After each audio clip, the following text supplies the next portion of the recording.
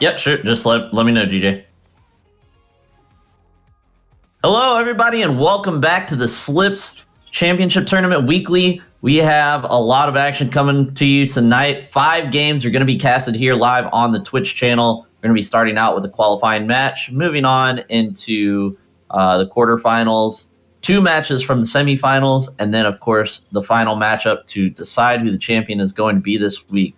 Today on the casting desk, I'm joined by Guinness. Guinness, how are you doing today? Yeah, I'm doing pretty good. Yourself, Octopus? Can't complain. I'm here, ready to watch some good high-level Rocket League.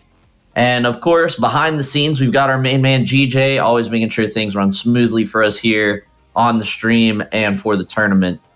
Thank you. For our first matchup, yeah, of course. So for our first matchup, we're going to have, I believe it was Team Resurrection versus the Doggers. And we're going to get a look into each of these teams and give you guys a little bit of background before we get into the matchup.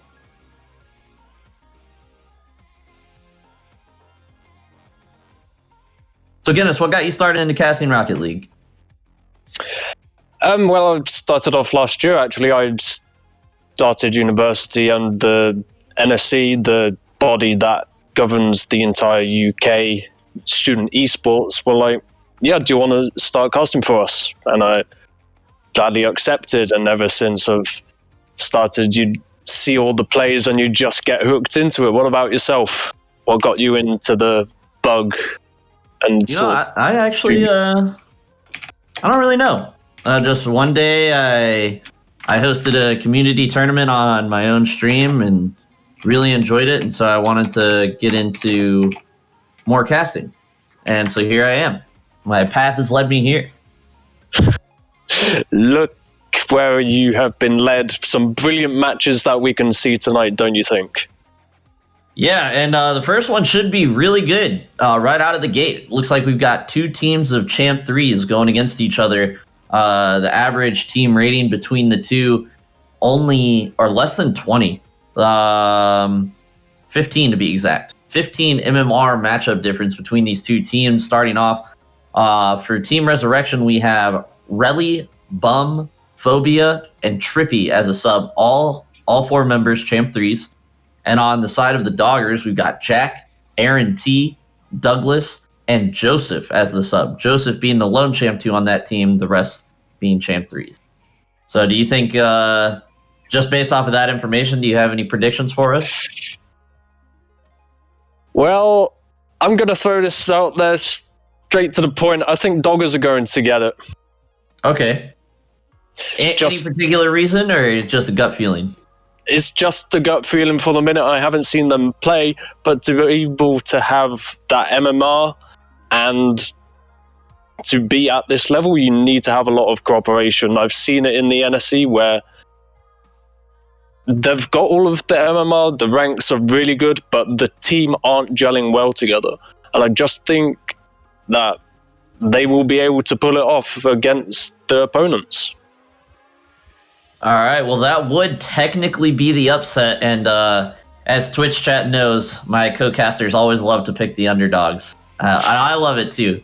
I don't know personally either.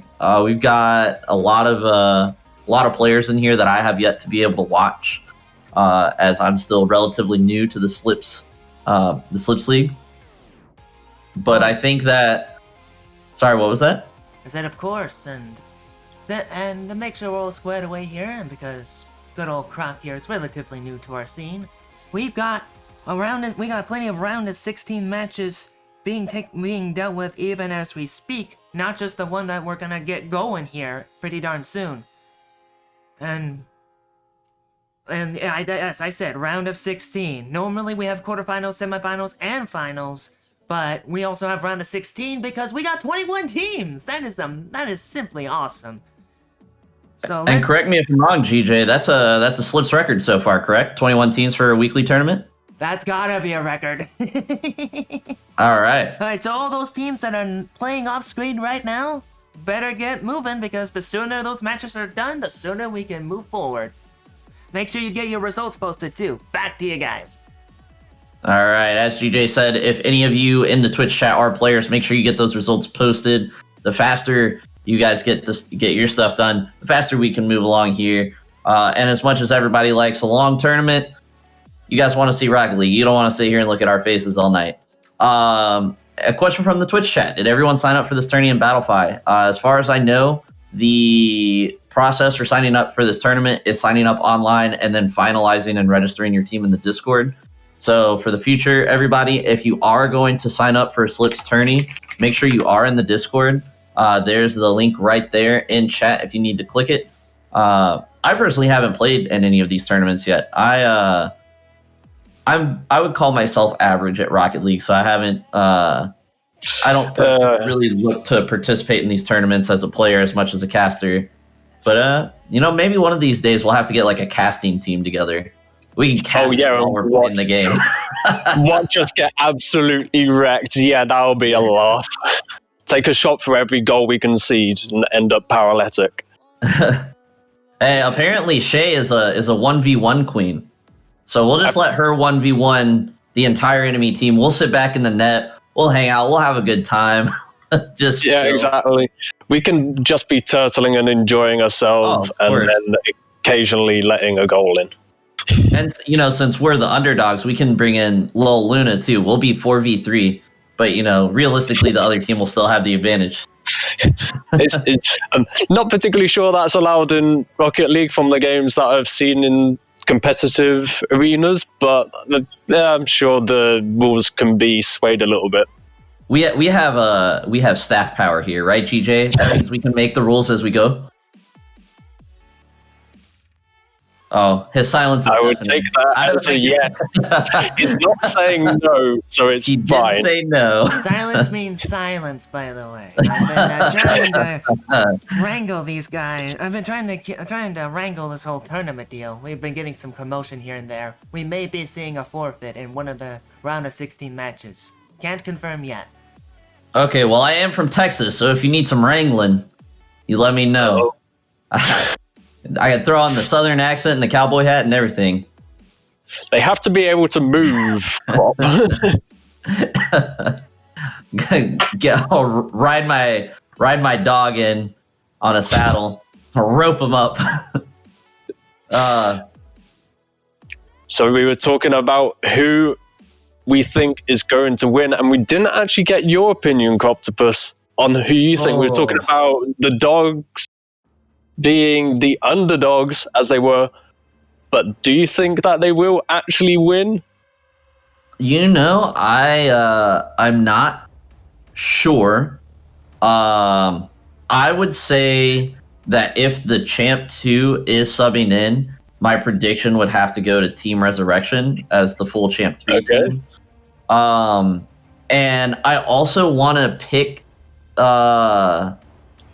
Resurrection as well, because something about their MMRs all being so close together makes me think that they play together more than just in slips, and that they've been playing together for a while.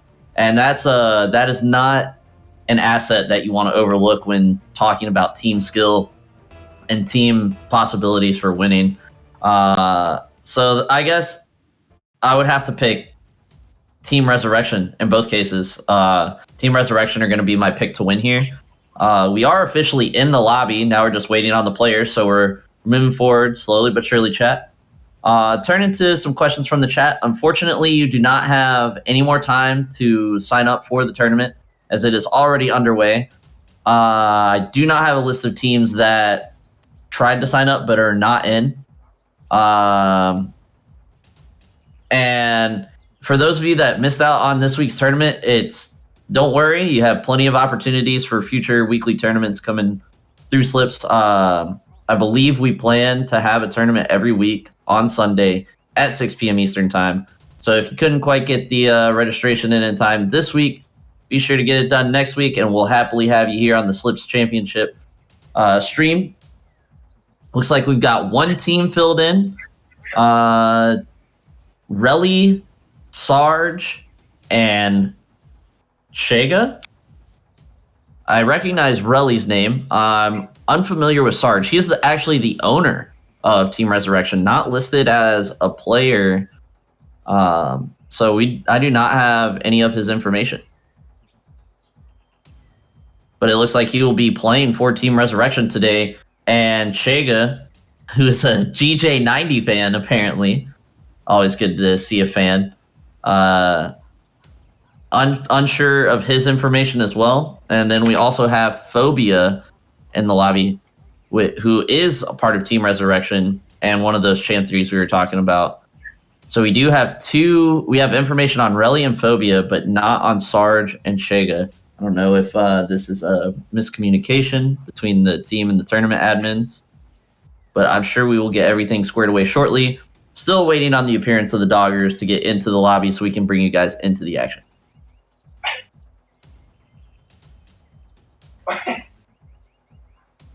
Well, you're saying that you've got Team Resurrection to win, and I've got the Doggers, so it could end up being very close from what we were predicting. And do you think it might be going to overtime in quite a few games? I love overtime Rocket League. I would love to see every game go to overtime. That would be my perfect caster stream. However, I found that in tournament situations, usually if it's not going to overtime in the first game, then it's not going to go into overtime for the rest of the games. Because usually a team will get discouraged, or one team will just get a huge morale boost, and then everybody is just playing really poorly or really well. And then it usually ends up being one team over the other in these early rounds. Now, once we get to the semifinals, that does not hold true. Semifinal teams, they're right there on the cusp of the final. They know exactly what they need to do to get there, and they will play every minute of every game the same way, and that's really exciting to watch. I am not a big fan of teams falling off in these early games, so I really hope that these two teams can prove me wrong. But whoever wins the first game of this matchup will probably end up taking the series and move on to the quarterfinals. That's a very, very strong idea right there. And you were talking about confidence and losing confidence throughout the game. And when we're in the NSE, it's been a lot like that. We've had quite a lot of games that have been the start, one team just becomes very confident and in their ability, but then becomes overly confident halfway through the series, and then ends up being really close to losing, and in some events actually losing the round and being knocked out. So it will be interesting to see just how the arrogance and the confidence does play into the matches. Yeah, I think that could definitely be an issue at some lower ranks. I would like to say that Champ 3s aren't going to get so arrogant and overconfident that they're going to play above their skill level. I have, at least in my personal experience, I don't know a ton of Champ 3s, but most of them are usually pretty humble and realize the weak parts and the strong parts of their game, and know, if someone's really fast in the air, they know they can go for their fast aerials. But if they're not super great at 50-50s or dribbling, they know not to try and dribble the entire team. And so with Champ 3s, I hope we don't see that. But it's always fun to talk about when a team just starts ball chasing and throws their lead.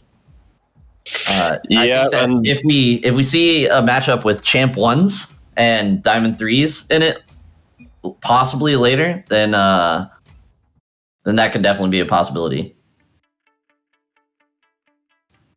All right, so it looks like we're getting a lobby remake here, everybody. So we apologize for the short delay. We know that we should have been started by now, but sometimes we can't control these players. We can't control them getting into the lobby in time. So we apologize for all of that. Are the brackets up yet? Yes, there should be a picture of the bracket in the Discord. The link has been posted above in the chat. If you need another link, ! Discord will provide that link. And I believe it's in the announcement section. Yes, in the announcement section of the Discord, there is a bracket. That bracket, however, is not going to be updated. It is just a picture of the original bracket. So, chat, after talking about the two teams a little bit, do you guys at home have any predictions on who's going to win? Resurrection, or, as I'm going to probably call them for the rest of the matchup, the Underdoggers?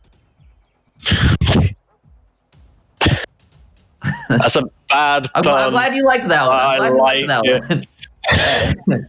If I get one laugh per joke, I'm doing my job. Getting one laugh per joke, I'm not sure how to react in the grand scheme of things, whether or not I'm in the right place, or...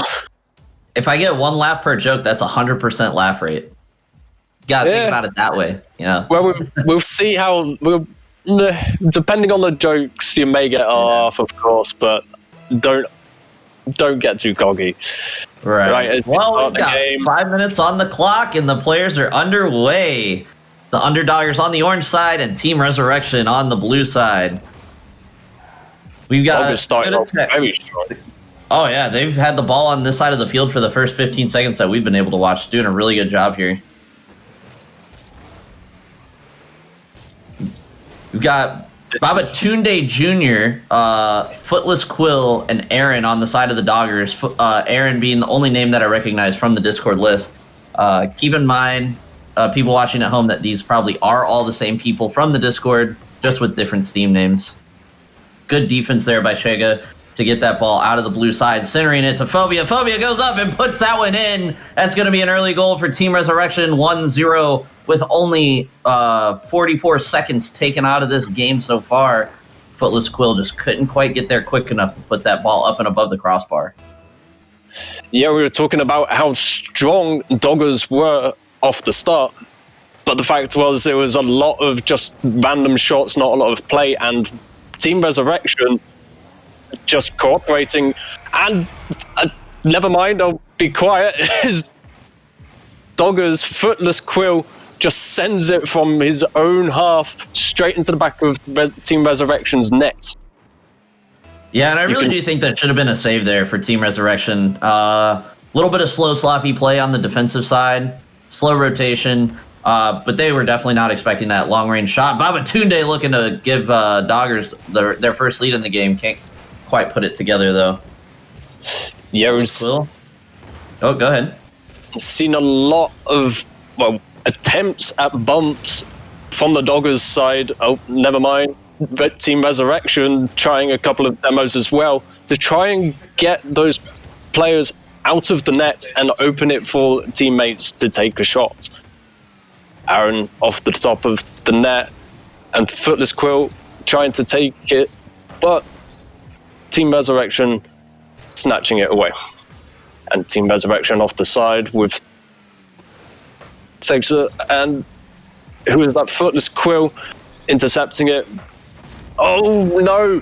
Babatunde just able to take the shot, and unfortunately Team Resurrection just not able to get there in time, maybe able to get a touch, but Thega just not able to get there in time and save it. Yeah, an unfortunate touch off the sidewall there is going to center straight out to another member of the Underdoggers, and it's going to be an easy goal for them. Their first lead in this game with 3 minutes left to go.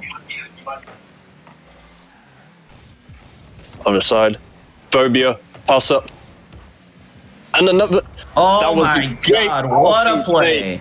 Phobia, a pass to Relly, and then Relly straight back down to Phobia, who then takes a shot. And Footless Quill just wasn't expecting that at all. And I can fully understand that. You would think that maybe Relly was going to loft it up and try and get it over the top of Footless Quill. But instead, it was a pass again and just opened them up. Yeah, and another pass here, Relly to Phobia. Footless Quill is not going to let that one go. And that's something that's a little bit different when you go from the low champ ranks to the higher champ ranks. Those passes, man, the champ threes know where their teammates are. They know where they need to put it. And a beautiful play out of Phobia and Relly for Team Resurrection there. Absolutely. I mean, you're talking about the plays that people make. You can be there's two different types of players, mechanical and non-mechanical. And when you get to the higher ranks, you actually don't need to be mechanical making plays like flip resets. You can just do easy passing plays between teammates and then just consistently score because your opponents just have absolutely no idea where you're going to put it. Footless Quill needs to try and get... No, Relly is just not able to make the dribble. Oh no, Aaron. Able to make the shot, but unfortunately saved by Thega. Relly off the top again. Aaron able to intercept. Taking another shot, but Phobia is unfortunately lined that up. Luckily, Thega able to intercept and make the save against Boku. Taking a shot from his side. Footless Quill off the side. Phobia following it up. Straight into the middle. Relly's got together in time as Babatunde able to intercept and is taking it to the Resurrection side, but unfortunately not able to do much as Thega intercepts it. Aaron, Footless Quill off the backboard.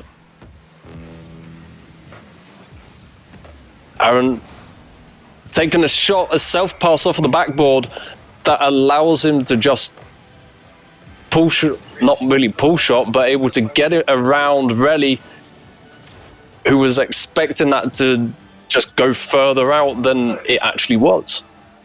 Yeah, really good pressure out of the Doggers there. Not a lot of passing there, but a lot of just banging it back down into Team Resurrection side of the field. Oh my God, and another beautiful goal by Babatunde there as he slots it in from that hard angle on the near post. But just really good pressure here from the Doggers. Not really letting Resurrection get set up, get their passing play set up. Doggers just endlessly pounding the ball back into Resurrection's half, not letting them really get anything set up, and that's going to lead to 2 goals for the Doggers. Good job for the Doggers.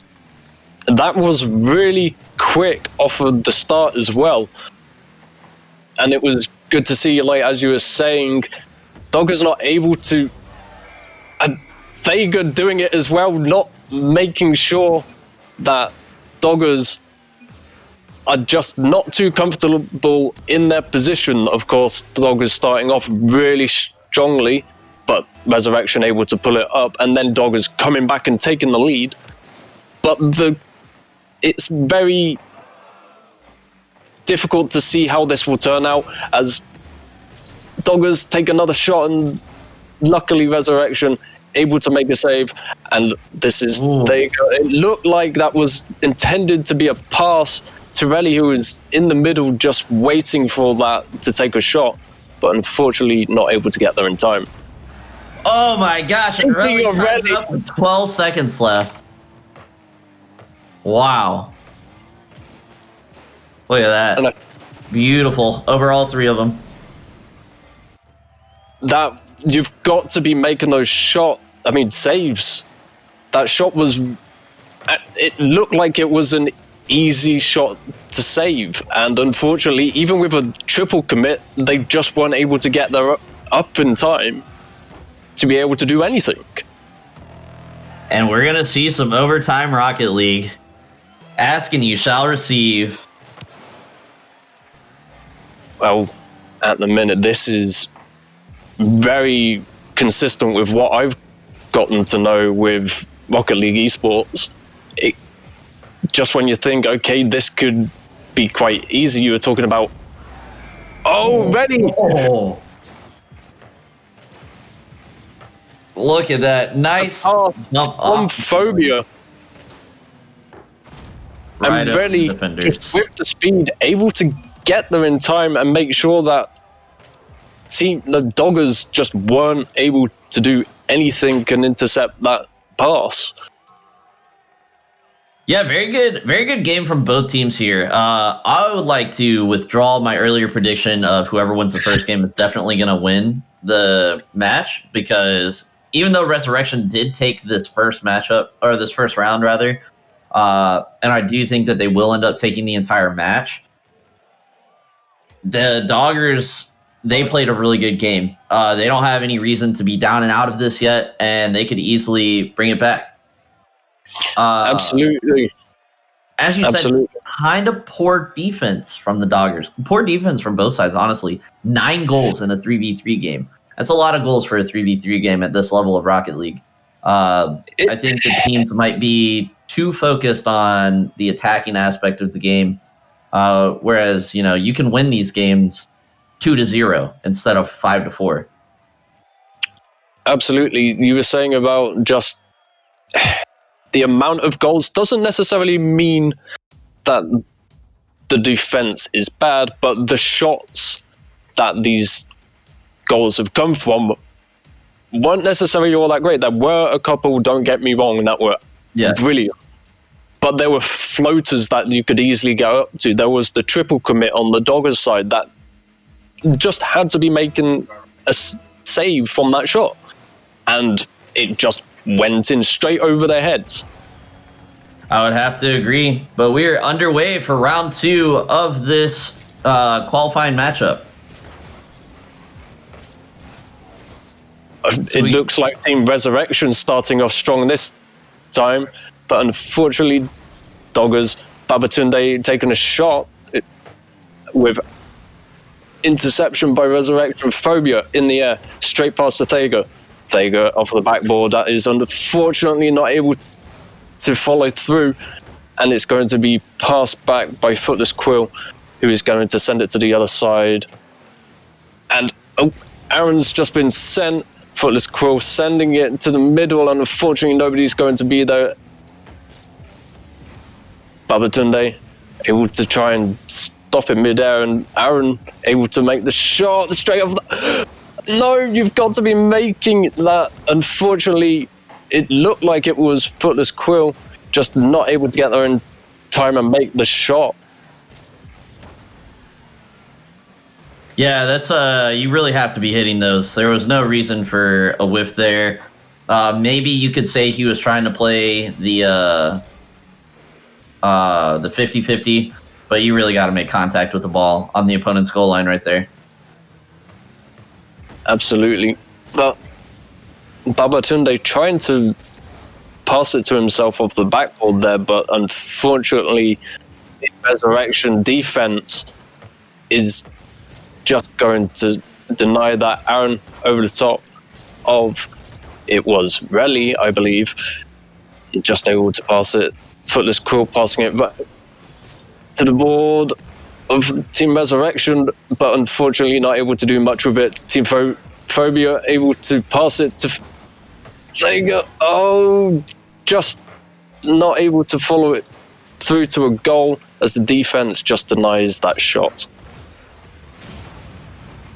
Yeah, a lot of good defensive play coming out on the side of the Doggers here. Relly with trying to double touch that out to his teammates. Aaron patiently waiting, gets it back down the field. Again, just another story of how good the Doggers defense is this particular game. 0-0 so far with half of the game gone, whereas we got our first goal 44 seconds in the last round. Yeah, I think quite a lot of the players have learned the mistakes that were made in that first game. I say that, but unfortunately it looked like Aaron just not able to do anything with the ball that was in the air right there. But luckily the defense, I've almost jinxed myself, the defense has been rather solid. The last game, 44 seconds was the first goal, I believe, if you have to correct me if I'm wrong. It was 44 seconds, wasn't it? Yeah, it was. Okay, that was really risky. I'm not sure why Relly left that. Any other player would have just knocked it further wide to make sure that it wasn't going to go in. He had the time, he had the speed to be able to get there. I'm not sure why he didn't, but Phobia is going to take the shot. It's a lot of bumping play at the minute. I think both sides realized that both teams' defense are very strong, and demos and bumps are the way to go. So might have to see how this plays out. And of course, when bumps and demos come into it, that's when it starts to get into your head and more mistakes get made. That's what I've come to realize in Rocket League esports. Yeah, a lot of bumping and demoing can really have an effect on the player's psyche, but it looks like both of these teams are still doing pretty well. Definitely Resurrection heavier on the bumping side than Doggers at the moment.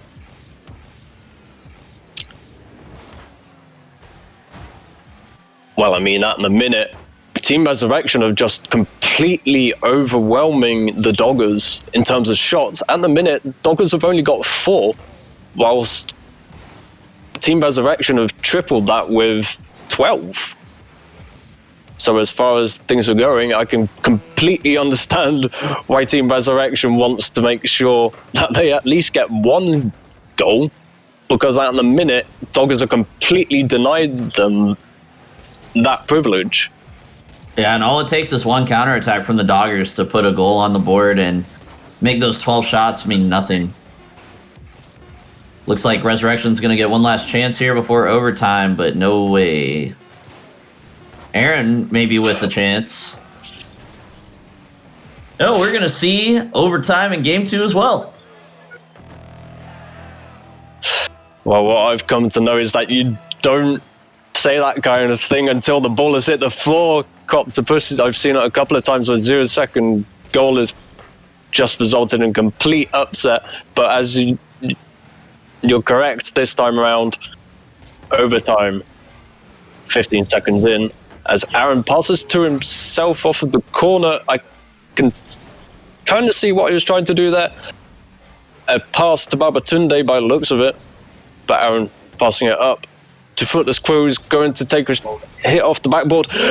Oh, almost. That was a lovely attempt right there, but unfortunately nothing came of it. Yeah, Babatunde just found the post instead of the back of the net there. It's so close to a goal as well. That's going to hurt a little bit, especially as the Doggers are 1-0 down. A lot more aerial plays coming in to session right now, and it's good to see. However, you've got to make sure that it's not going to be able to provide an opportunity to set up your opponents. Ooh, that was close.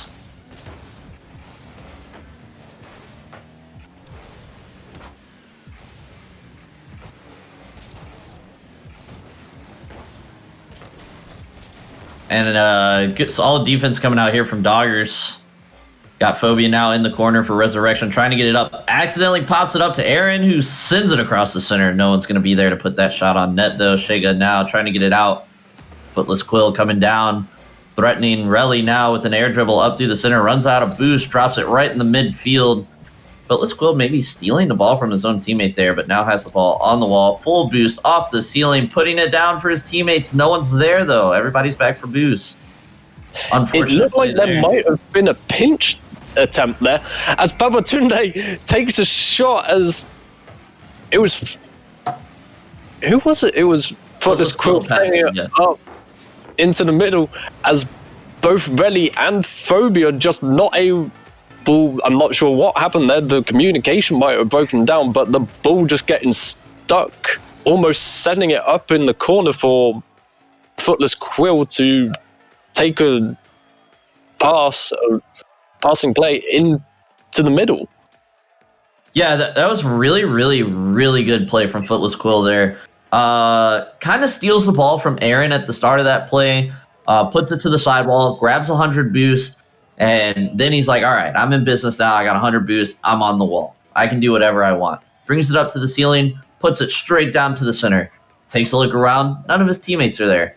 All right, you know what? No worries. I'm not going to tilt. I'm not going to be like, where are you guys? Brings the ball into the corner. Does a nice little pop off of the back wall, and Babatunde's right there to slot it in on the near post. The defense from Resurrection, not enough. And Doggers find getting up to 10 shots on the board with Resurrection at 14. Resurrection, 14 shots, not able to put one in. That says something about both the quality of the Doggers defense that game, which was superb, but also something about the quality of their shots. A lot of just kind of, I'm going to bang this on net and see what happens sort of shots. It needs to be a little bit more precise. And I think that could be what we see here in Game 3 as, playoffs are on the line here. This is a single elimination tournament. Whoever loses this game is going home. Not going to be able to play again for next week. We got 5 minutes on the clock and the players on the field. Let's get into the action.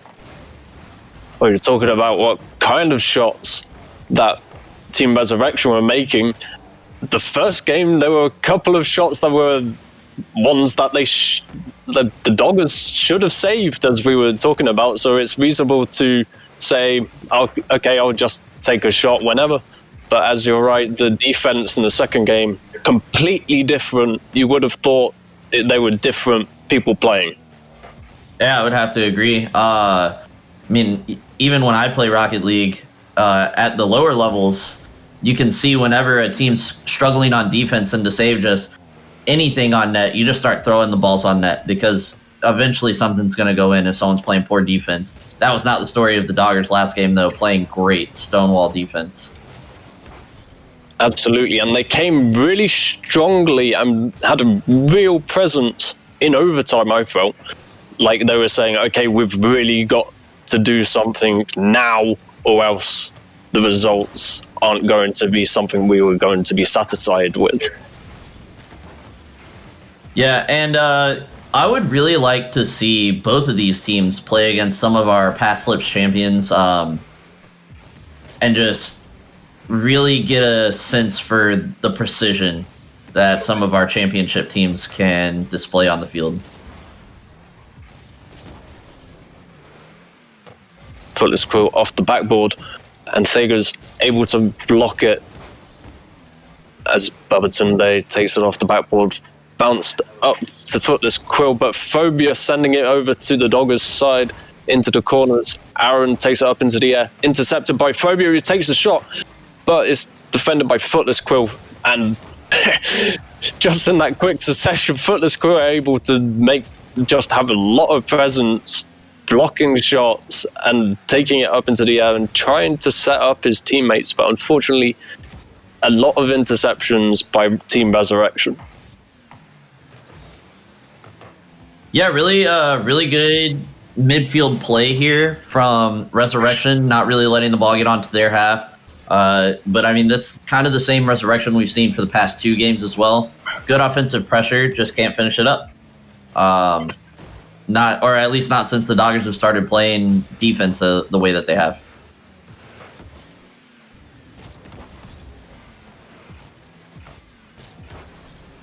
Phobia to the corner of Doggers' side, and Footless Quill sending it over to Babatunde, who is unfortunately not able to take the shot. That was a brilliant passing play that unfortunately resulted in nothing, as Relly takes it up, takes a shot or self-pass off the backboard that is intercepted by Babatunde, and looks like Thager's going to take it up to the roof and unfortunately knock it down to Babatunde.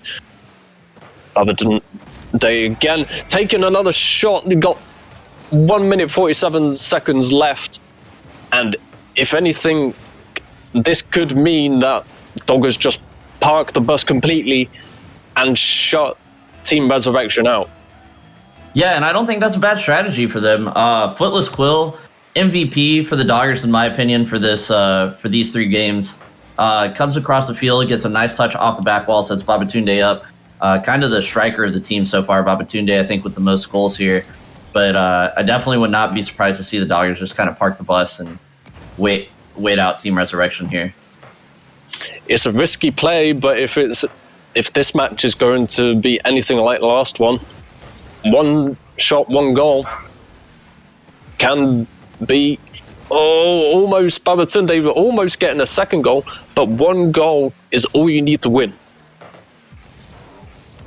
That is all you need to win, but it is also all you need to tie on the side of Team Resurrection. 60 seconds left to possibly make that happen. Oh, and it happens right there. A rough pinch off the 50-50. It's going to be Resurrection tying the game up. Just an unfortunate hit that just resulted in a goal, and you just thought, okay, Footless Quill, I believe that was just knocking it off of the top of his roof, and just the angle at which the pinch happened resulted in the goal. None of his teammates able to get there in time to make the save. Yeah, now we just got a little over 30 seconds left, and a solid attack coming out by Resurrection. Dogger's chasing back, gets it popped up, but Relly's there. I thought we were going to see a goal right there. I thought Relly was about to just smash it down. I would love to see an overtime game 3. That would be all 3 of the games going into overtime. Oh, a solid flick by Phobia there. Almost dashes my hopes of an overtime. Oh, Footless Quill almost able to make the shot into the top of the top corner of the goal, but unfortunately, Team Resurrection able to make the save in time, and you wanted it. Overtime. 3. All right. Go ahead, Guinness. You can finish this one up. I know I'm excited. Don't let me stop you. Aaron, up into the air, that is intercepted by Relly. Relly off of the side, that's intercept. Oh, Footless Quill able to, tried to make an interception, but unfortunately missed it, and he takes it up into the air. Phobia knocking it down, that is unfortunately taken by Aaron, and Relly saving it to the corner. Relly taking it up on the side, that is intercepted by Footless Quill. Footless Quill up into the air, and unfortunately Thager not able to make it the aerial shot, but unfortunately, or luckily, Babatunde able to take it to the side. That is intercepted by Phobia. Footless Quill missing it, that could be very dangerous, and luckily Thager is just not able to do anything with it. Gosh, Thager on the side. Over the top of one Doggins, juggling. And unfortunately, the flick, if it was going to be anything like it was before, it might have gone in, but unfortunately, it just wasn't working. Footless Quill able to intercept, knocking it back to Aaron. Aaron to the side as Relly intercepts, and Footless Quill able to deny any of that play, and again, stopping Phobia from making any attempt. Thager taking it halfway up the pitch. Phobia into the air as Relly takes not enough power there as Babatunde just able to make an easy save. Thager knocking it too high off the backboard and making a demo that unfortunately wasn't able to result in any attempt whatsoever as the ball gets stuck in the corner. Yeah, really good pressure for both teams coming out here. Absolutely. 2 minutes in, and in Rocket League, as you know, it could just completely go on for 10 minutes, 15 minutes, you never know. It's all down to that single goal. And at the minute, both teams holding very strong. They know what this match means. Yeah, neither team wanting to go home, but both teams wanting to advance to the quarterfinals. Aaron taking it up off the side. Babatunde is unfortunately not able to. I'm not sure why Aaron was deciding he's trying to do that all by himself. Babatunde was there waiting for the pass. That could have been the goal that the Doggers needed. But unfortunately, just nothing. The communication might have fallen flat just then, or perhaps Aaron just saw his name in the lights.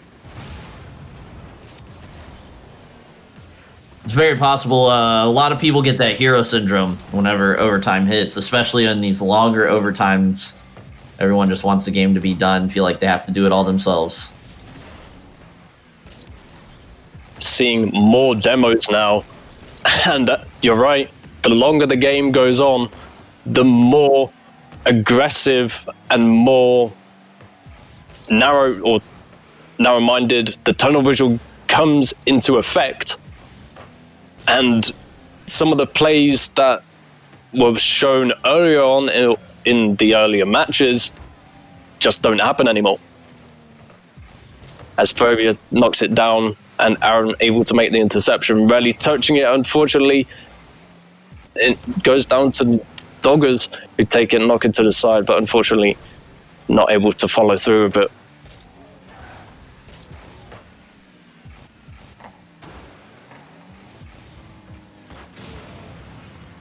Really pops it up For Resurrection, Phobia coming in, not going to be able to get there. Aaron puts it out to the side. Babatunde now with a solid clear for the Doggers. Puts it on net, actually, really with an easy save, but pops it up.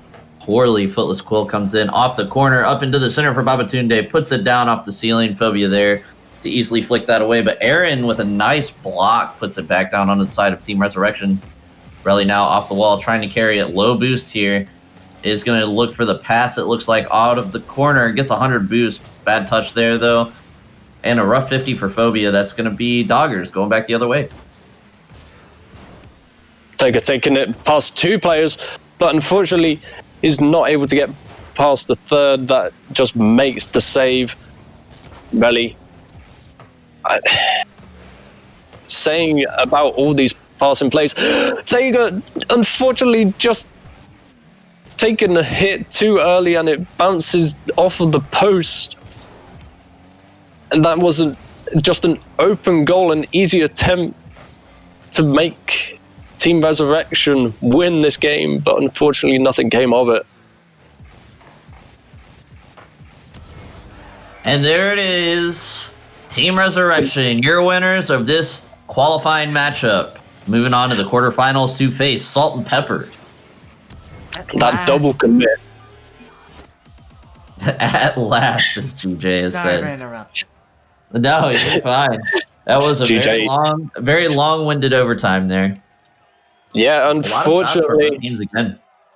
it all came down to a double commit. And unfortunately, if it wasn't for that, it would have gone on for longer. If one of those players if the communication was better and one of the players stayed back, it would have gone on for longer. They could have even won it. All of the passing plays and the shots that they were taking earlier were brilliant.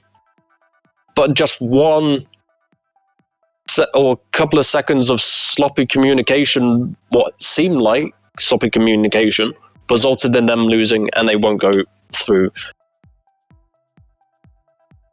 Yeah, it was a really fun matchup to watch. I would like to see both of those teams continue to play in Slips tournaments. Very fun to watch. Now we're going to be moving into the quarterfinals. GJ, do we know which match we're going to be Well, first of all, broadcasting? ladies and gentlemen, first and foremost, we now know who's playing against who in the quarterfinals. Ladies, now, with the round of 16 done and over with, we have the first match being the Dumb Trunks versus Ethnic Babes. The second match being Chimco versus Imperium. The third match being 4 Chamber versus XV Official. And the fourth match being Team Resurrection versus Salt and Pepper. However, given the unique situation that is this 21-team tourney, I am not going to stress that enough for the rest of my days. 21 teams. Oh yeah.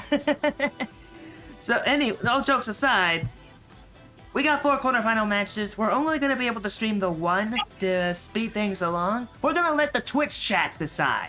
We're going to let you lovely, lovely people watching at home decide which one of these 4 we're going to stream. So, here's how it's going to go down. It's going to be, you guys are going to type in either 1 for the first match, 2 for the second match, 3 for the third, or 4 for the fourth. That's 1 vote per person.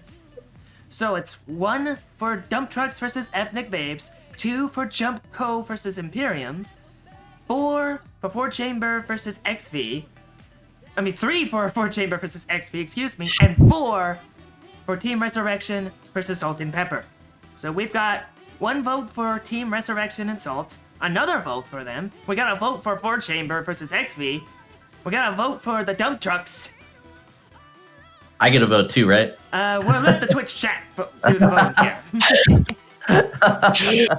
Caster bias, unfortunately, we're not able to do that.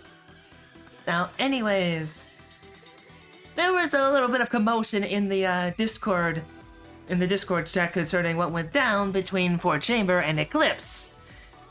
Well, for one thing, Eclipse, they decided to be a little trolly about reporting the results. 4 Chamber said they won, while Eclipse was saying, oh, they won. And I had to get them to be a little serious about it, but they admitted that 4 Chamber did win, so that dispute was resolved. It was just Eclipse trolling, nothing more. Now, there was a bit of a dispute about whether or not a member of Eclipse was smurfing, but I did look at the team MMRs and the individual player MMRs for everyone involved. So if there was any smurfing, well, it didn't even matter in the grand scheme of things because Ford Chamber won. But anyways, if there is smurfing, we will investigate the smurfing claim along with any and all major issues that come up, even if they sound even a tiny bit, even if they sound even a tiny bit plausible. Like, if it's a serious issue, we will investigate it. But anyways, back to you guys. We got some votes here. We got a couple votes for 1 already, so it looks like it's a tie between match 1 and match 4. So come on, folks in the chat, bring in those votes. Well, to be fair, if my vote doesn't count, then 4 is winning. Now it's tied. There we go. Twitch chat coming to my aid. You can't influence the decision. Wow, I am a caster. All I do is influence people. Alright, to clarify, we got a vote in the third match earlier, and let's see. Okay, so let's see. We got 2 votes for match 3, 3 votes for match 4, 1 vote for match 5, and 3 votes. Well, okay, technically 2 votes for 3 votes for match 1. Another vote for match 3. No. No, Dark Temple. No, that does not count twice. Okay, so I'm gonna give you guys a couple more minutes here to cast your votes. So let's see. Okay, do we have a between match anything for Twitch chat, or are we just gonna, or are we just waiting for? Let's see. Let me take a look at what we have here in our lovely little bank. Now let's see.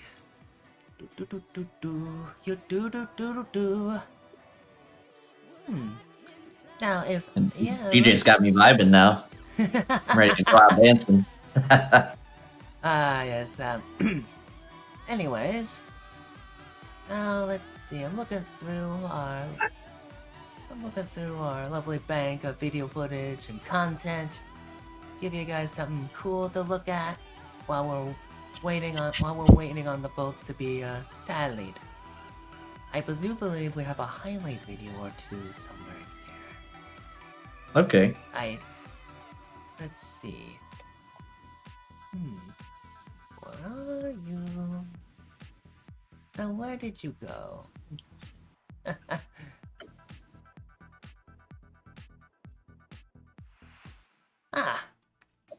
There we are. Sneaky little devil. Now we have a highlight video from one of our previous tourneys. You have until the end of this video to cast your votes. And don't worry, it's a nice 2-minute vote. It's a nice 2-minute video. Well, you'll get a good amount of time. So when we come back, we'll tally up the votes in the Twitch chat, and we'll decide which match is going to be streamed. All right, you guys heard it from GJ. Make sure to before the video's over. Guinness and I will be back with you right after that, and we'll bring you into the quarterfinals. Of course. We'll be right back.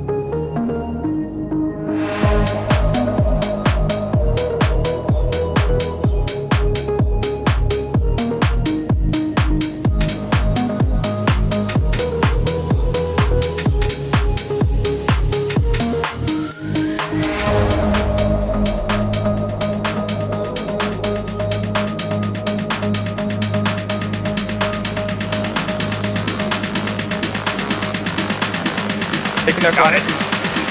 I'm there. Over, bump goalie, shot. Let's go, baby! Let's go! Oh my god! Let's go! I'm rich! Holy shit! I was sick! Oh my god!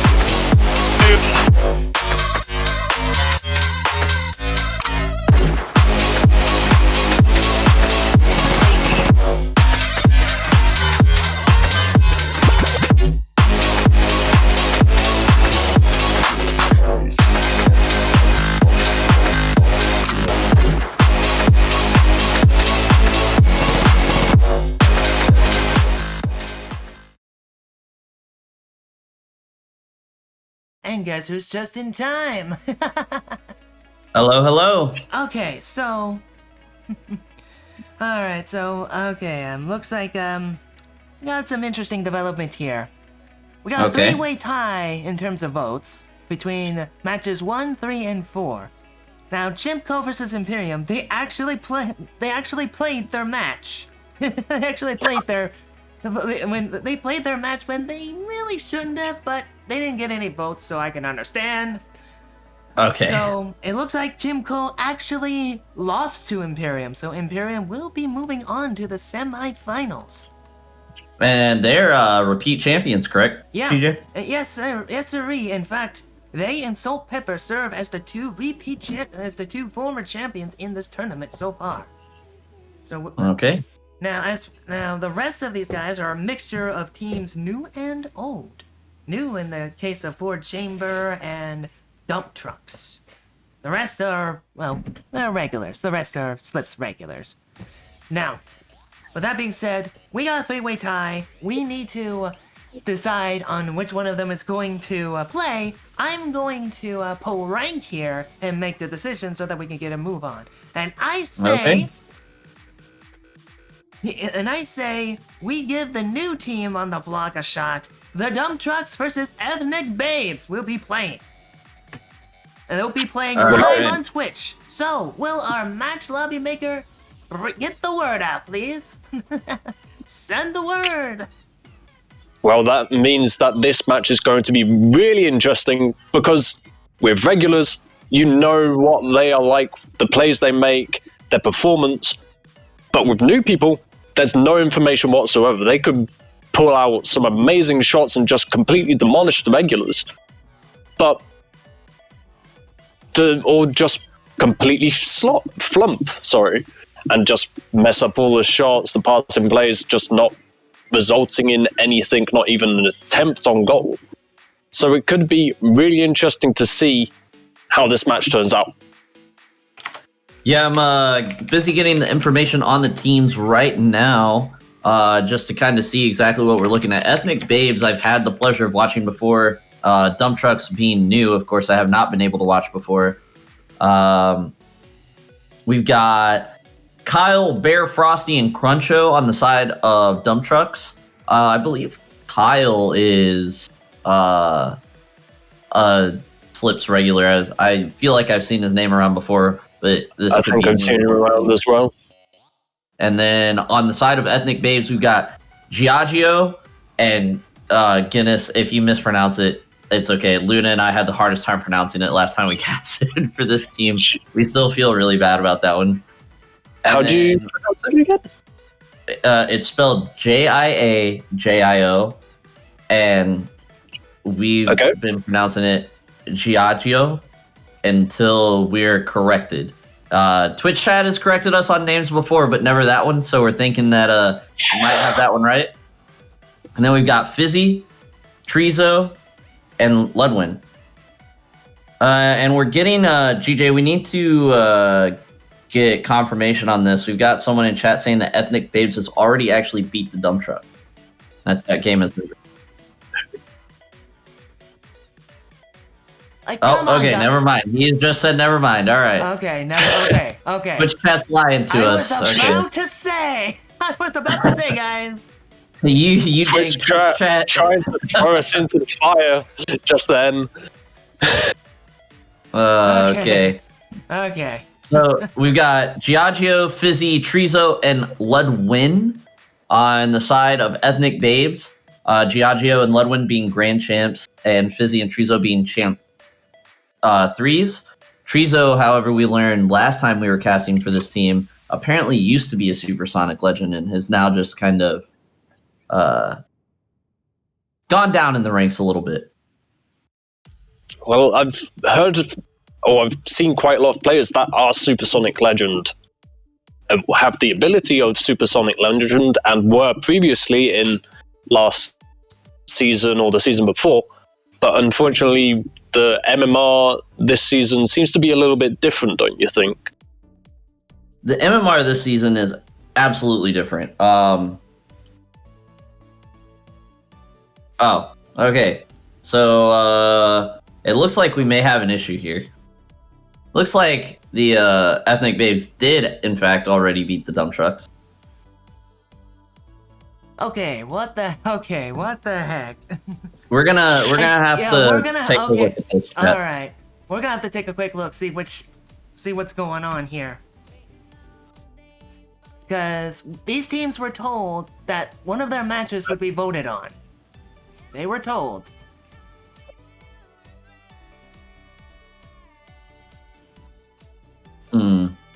Well, in the meantime, Guinness, tell us a little bit about your Rocket League play as opposed to your casting. Like, what's your favorite game mode? What's your ranks?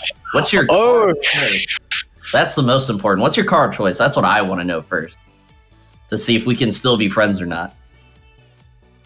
I'm an Octane person, personally. You know, I used to be Tekamo, but unfortunately, just the plays that I'm making, unfortunately, just weren't resulting anything because of the car design. Okay. I have recently switched to the Fennec. About 3 weeks ago, I think, is when I switched to the Fennec. Okay. I was Octane before. I was running Octane with the Ghost Gaming decal, and I think it was Rocket Pass 1 or Rocket Pass 2, the metalwork wheels. I got those inverted in titanium white. Matched the Ghost Gaming decal perfectly. But yeah, now, I recently changed the decal and wheels as well, so I can't remember off the top of my head what I've got on at the minute. Right now I'm rocking a Huntress decal. Very nice, very clean. So what about game modes? What's your favorite game mode? I'm actually in ranked. I'm a solo queue on 1v1 or 3v3. Okay. But I mainly go for 1v1 most of the time. It's a brave player we got here, chat. It can be an absolute mess. Hold on. There's a bit of a clarification here. I double checked this. The dump trucks lost their match to Ethnic Babes to the zip, so I wanted to make sure that is clear to everybody watching at home. Thank you so much to the Discord for clarifying that for me. So, do we have a quarterfinals match that is still available to be casted, or are we investigating right now? All right. So, chat, we are trying to find you guys a quarterfinals match to watch, but you know, there's a bright side and a negative side to this. Negative side, unfortunately, we don't get to watch the match that you all voted on at home. Secondly, you know, we're gonna miss the quarterfinals possibly. We should probably still have a team or two or a game or two that's ready to be played that hasn't been played yet. But if they have, then we get to jump right into semifinal action. And semifinals is where it gets good. That's where we start seeing super high level Rocket League. Nice, crisp plays.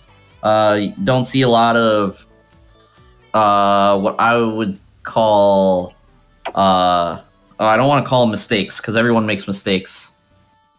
What's the word I'm looking for here? Really bad mistakes. Dude, I think flops. Flops is probably the word you're looking for. Flops is a great word to use. Yeah, lots of plays where you think, or even to lower ranks, that they should have been easily making, or just passes and plays just not resulting in what they were expecting, or even what opponents were expecting. Right. And GJ, for a little bit of help for you, possibly, we're getting word in Twitch chat that Salt and Pepper has not played their quarterfinal matchup yet. If you want to take a look into that. All right. All right. Well. Yeah, I've been trying to wrangle this Discord here, particularly telling folks to cool their heads, trying to get some info as to who's playing, who's still able to play. And the big thank you to the community for helping me out with that. Anyways, Team Resurrection versus Salt and Pepper's coming up. Tell those teams tell those two teams to be ready. If anyone has the ability to talk to anybody on either of those two teams, please tell them don't play yet. We're coming. Light We're the beacons. Light the beacons. The beacons are lit. So this will actually be really exciting. Based off of us watching Resurrection and me have watching Salt and Pepper before I even go and look at the team's MMR ratings and compare them, my money's on Salt and Pepper. They're a repeating champion. They're crisp. They play really, really well together. I believe that they're all grand champions, and I just don't think Resurrection's going to be able to hang out with them at their speed and their precision. I think that Resurrection has the speed to play with them, but not the precision. I think you're going to end up seeing a lot of near misses on shots and saves. But we are getting brought into the lobby. We're going to be waiting on those players there. Guinness did a great job the play-by-play for Resurrection and Doggers. And I'm going to be bringing you the Resurrection and Salt and Pepper game here. It's going to be really exciting. As you were saying, I expect Salt and Pepper to win as well. Just seeing how Resurrection were faring against Doggers last series, just some of the plays that they were making, the attempts just weren't happening. They were flumps, as we were saying. Flumps or flops? Which one? Both. We got both. We'll pick. Okay. Both. I'm going to prefer flumps because it sounds funnier. So I like it. But I'm going to go ahead and get the true and accurate information here on Salt and Pepper and Resurrection. We got Matt, Newo, Darian, and Bryce on Salt and Pepper. Bryce being a Champ 2 substitute, actually a Champ 1, it's showing him right now, substitute for the team. Did, in fact, play for Salt and Pepper last time I casted Salt and Pepper, and they made it to the finals, I believe. Bryce demoing very, very well, but we've got 5 minutes on the clock, and we've got Newo coming off the sidewall. Relly now passing it out, trying to get it cleared. Darian's going to intercept, keep it on the side of Resurrection. Resurrection wearing the blue color, and Salt and Pepper wearing the orange color. Darian with a nice tap onto the backboard. Relly up, not going to have a great 50 there, but now Matt puts it into the corner, looking to recenter. That's going to be a clear for Resurrection out to the midfield. Darian, nice control here. I like his little fedora. You don't see a lot of toppers on cars in tournament-style Rocket League. Now Newo taking the ball down. No one left to beat. Is going to try and get it out here. Oh, but Shega puts it off of the wall. Relly with a miss there. Could be rough. Phobia 50-50 with Darian. Going to pop out to the middle for Shega. Shega puts it down a little bit to the left of the goal there. Newo now again past everybody on the sidewall trying to pop it out. Phobia brings it back into the corner, but Matt is waiting there to put it into the center. Darian coming in with a shot. Matt looking for the bump, doesn't need to find it. Shega's running away from him, and Darian's able to put it into the left side of the net. That's going to be Salt and Pepper taking a 1-0 lead just a minute and 3 seconds into this game. We're talking about just who we think is going to win, and straight off the start, Salt and Pepper has shown that it will probably be them. Just the amount of aerial plays and just mechanically, they seem to be a lot better, at least at the minute. The performance from Team Resurrection against Doggers showing through at the minute. There was a lot of just opportunities for Salt and Pepper to just take open net shots, as all of Team Resurrection have just gone up pitch because they needed to. The defense for Salt and Pepper at the minute is very solid and straight up into the air. Yep. Really knocking him back and making a demo that is not going to follow through on an attempt on goal. Darian up the side into the air, seeing quite a lot of aerial plays at the minute, and it seems to be working in Salt and Pepper's favor as Team Resurrection are not really rooted to the floor, but just aren't as comfortable in the air and making aerial plays as Salt and Pepper are. Yeah, we got Darian up in the middle now, passing to Neo on the left side. Gets demolished in the middle. Neo's passing, but passing to nobody because his teammates are all gone. Matt trying to get into the corner, misses the challenge there. Neo puts it back down. Shega can't get it past Neo, puts it over to Matt. Matt going back for boost, not going to be able to beat Phobia up to that ball. Now Phobia, clear enough path after the double commit and the team bump, and a miscommunication there from Salt and Pepper is going to lead to a very easy goal from Phobia. Doesn't even have to make any extra touches. Puts it right into the center of the net from the air. I'm not sure if it was a communication error. I think it was a play by Team Resurrection with a bump. Just the amount of demos that they've been playing. Yeah. There was an aerial attempt at saving or blocking the shot, but unfortunately a member of Team Resurrection just, I think it was Relly, that blocked or bumped the Salt and Pepper from making the save, and this is another goal for Team Resurrection. The assumption that we made at the start before the game had even started may not even ring true because of all the bumping plays in the demos. It's very, very possible. Darian with a rough clear out there, rough touch, pops it right into the center of the goalie box. Oh, Niwa with a good answer, though, right into the top right corner. Talking about the goals in order for the last goal, Darian just kind of popped it out into the center and then gets demoed by Relly. Not enough time to make a second touch. Easy goal for Resurrection, but Niwa with a good answer there.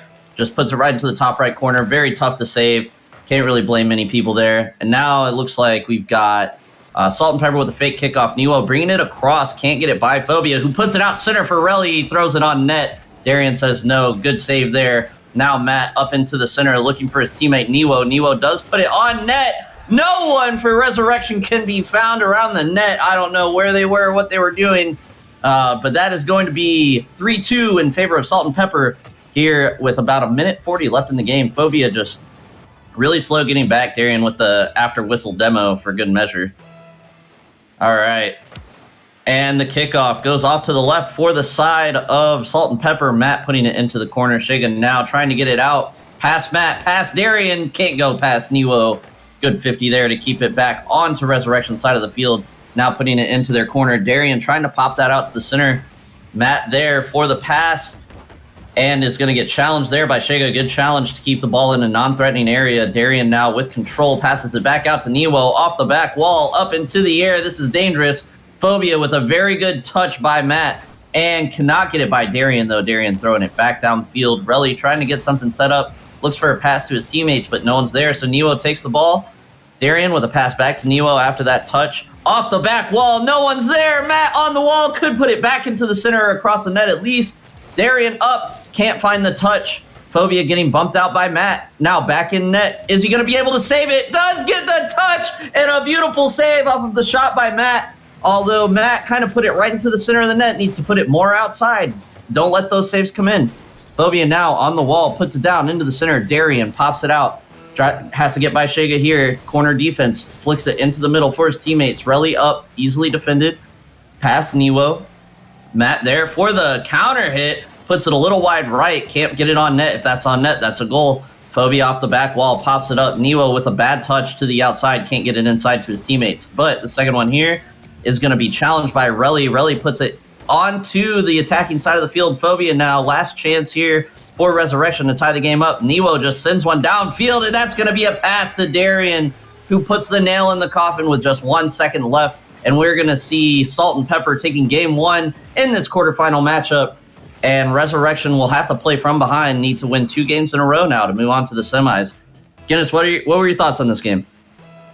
I'm completely understanding just what Team Resurrection, or what is going through Team Resurrection's head right now. The plays that they were making, in contrast to Salt and Pepper's, were completely different, and completely different leagues, it seemed. Salt and Pepper were a lot more mechanical, but as we explained earlier, that doesn't really mean much in the grand scheme of things. The difference was that Salt and Pepper were also a lot more calmer, I felt, than Team Resurrection, who were a lot more committing. They were further up the pitch. Just multiple times where there was nobody in goal at all.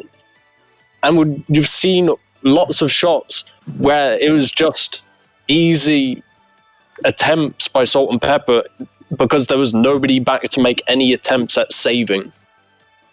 Yeah, and I've got 3 players I want to talk about here. Phobia, Shega, and Niwo before we get into the next game if I have time. Shega, very, very slow on challenges. I don't know if it's a confidence thing or what, but he's got to be in the play more. He's got to get stuck in, got to get those balls challenged. Niwo on the side of Salt and Pepper, very good offensive play, getting it by the teammates. Not necessarily getting it on net, but getting the ball into a position to pass into a threatening area. And then Phobia just with really great touches, really bailing Resurrection out a couple of times there. And then on Resurrection as a whole, much more precise and hard shots, but we've got 5 minutes on the clock and the players on the field. Let's get rolling. Kickoff goes in favor of Salt and Pepper. Darian, however, can't get the second touch. Now Shega's going to have time to control. Darian with a quick challenge, though, second challenge. Really, fortunately there for Resurrection to stop that from going in the net. Rough 50 there on the back wall. Phobia with a second touch. Can't find the third. Now over 2. Bumped out of the net. Niwo with a shot, but Phobia's there to make the save. Now Relly off of the corner looking for his own pass. Can't get it. Shega not there on the right angle to put the ball on net. Phobia low boost, tries to get it. Darian bumps him away. That should have been Niwo control, but looks for the pass to Matt. Matt with a beautiful off-the-wall shot. Can't quite get it under the crossbar. Now Relly on the attack for Resurrection. Another pass out of the corner looking for himself. Niwo, however, gets a nice clear down the sidewall. We know he likes to play on that sidewall and get it by everybody. Now Matt up into the center, lost it for his teammates. Darian is there, not enough boost to get the shot on net. Relly puts it downfield, can't get the second touch. Now Niwo over Phobia, looking to do a counterattack here. Good pass there by Matt on the defensive end to put it onto Niwo's car. Darian with a demo there, and the ball going down towards the net. Looks threatening. Unfortunately, a little wide. Darian, rough half flip there, able to recover in time. Does get the ball into the corner. Leaves it for Niwo. Niwo can't get it past Relly. Relly into the middle for Phobia. Demo god Matt, however, puts it back down onto Resurrection's side. Now Shega with control, gets challenged by Matt. That's a bad giveaway by Shega there. That could have led to a goal, and that goes a little bit towards the lack of confidence thing I was talking about earlier. Just playing a little too slow.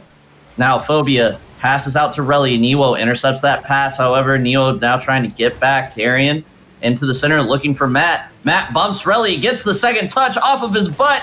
Puts it a little to the left, though. Can't get it on net. Now Niwo looking for the second chance attack. Relly, however, putting the ball into that side area. Phobia taps it into the center. Darian, eyes got big there for a second. Pops it up. Niwo puts it to the center. None of his teammates are there, though.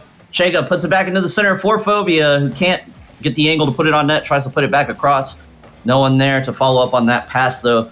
Niwo, bad touch to the outside. Shega with a good 50 onto Darian. That's going to pop up, and Relly is going to get the bounce off of the backboard. Good bad touch from Niwo there, a good 50 from Shega there, and a beautiful aerial shot from Relly to just slam it down. Darian cannot get back in time, and that's 1-0 for Resurrection in this round. Yeah, they've seemed to compose themselves a little bit more than what they were like in the last game. And at the minute, they stand a chance of pulling this back and actually taking it to game 3. And at the minute, the amount of Niwo able to capitalize on the demo that his teammates just did, and it's unfortunately, even though it bumps off of the crossbar, it does get picked up by Niwo and equalizes it 1-1. It's very dangerous territory for Team Resurrection now when they thought they might have had game 2 in the bag. And an attempt on goal by Demo God Matt, but is just saved by a member of Salt and Pepper. Off the side by Shager, up to the backboard, that is intercepted by Matt. Phobia able to stop any attempt, that is just wide. Shager up to the ceiling, not able to make the aerial. And this is very tough with just under 2 minutes left. It could go either way, and that is very disheartening for Team Resurrection, who thought game 2 might have been theirs. Yeah, still a lot of Rocket League left. A minute and a half to play here. Both teams looking a lot better. Shega's still playing a little slow for my liking, though. Phobia's going to put one down off the back wall. That's going to be an easy tap in for Relly, though, as there's a missed clear off the backboard there. Wasn't quite able to see who that was. We're going to get a look here. Darian just misread the ball. That's going to be an easy goal for anyone that is Diamond 2 or higher, honestly. Rough read from Darian there. That is very surprising. The saves that Darian has been making, I wouldn't have expected him to have missed something that easy. But Salt and Pepper has been very good at answering off of goals, so we might see a quick goal here. Darian puts it into the middle. Shega has enough boost to get that pretty easily, but Matt, the challenge, might center out. Relly's going to put that back. Neo doesn't mess up that read. Bad touch from Relly, not going to be able to get it out to the center. Stays fighting, though. Almost gets that ball out perfectly for his teammate.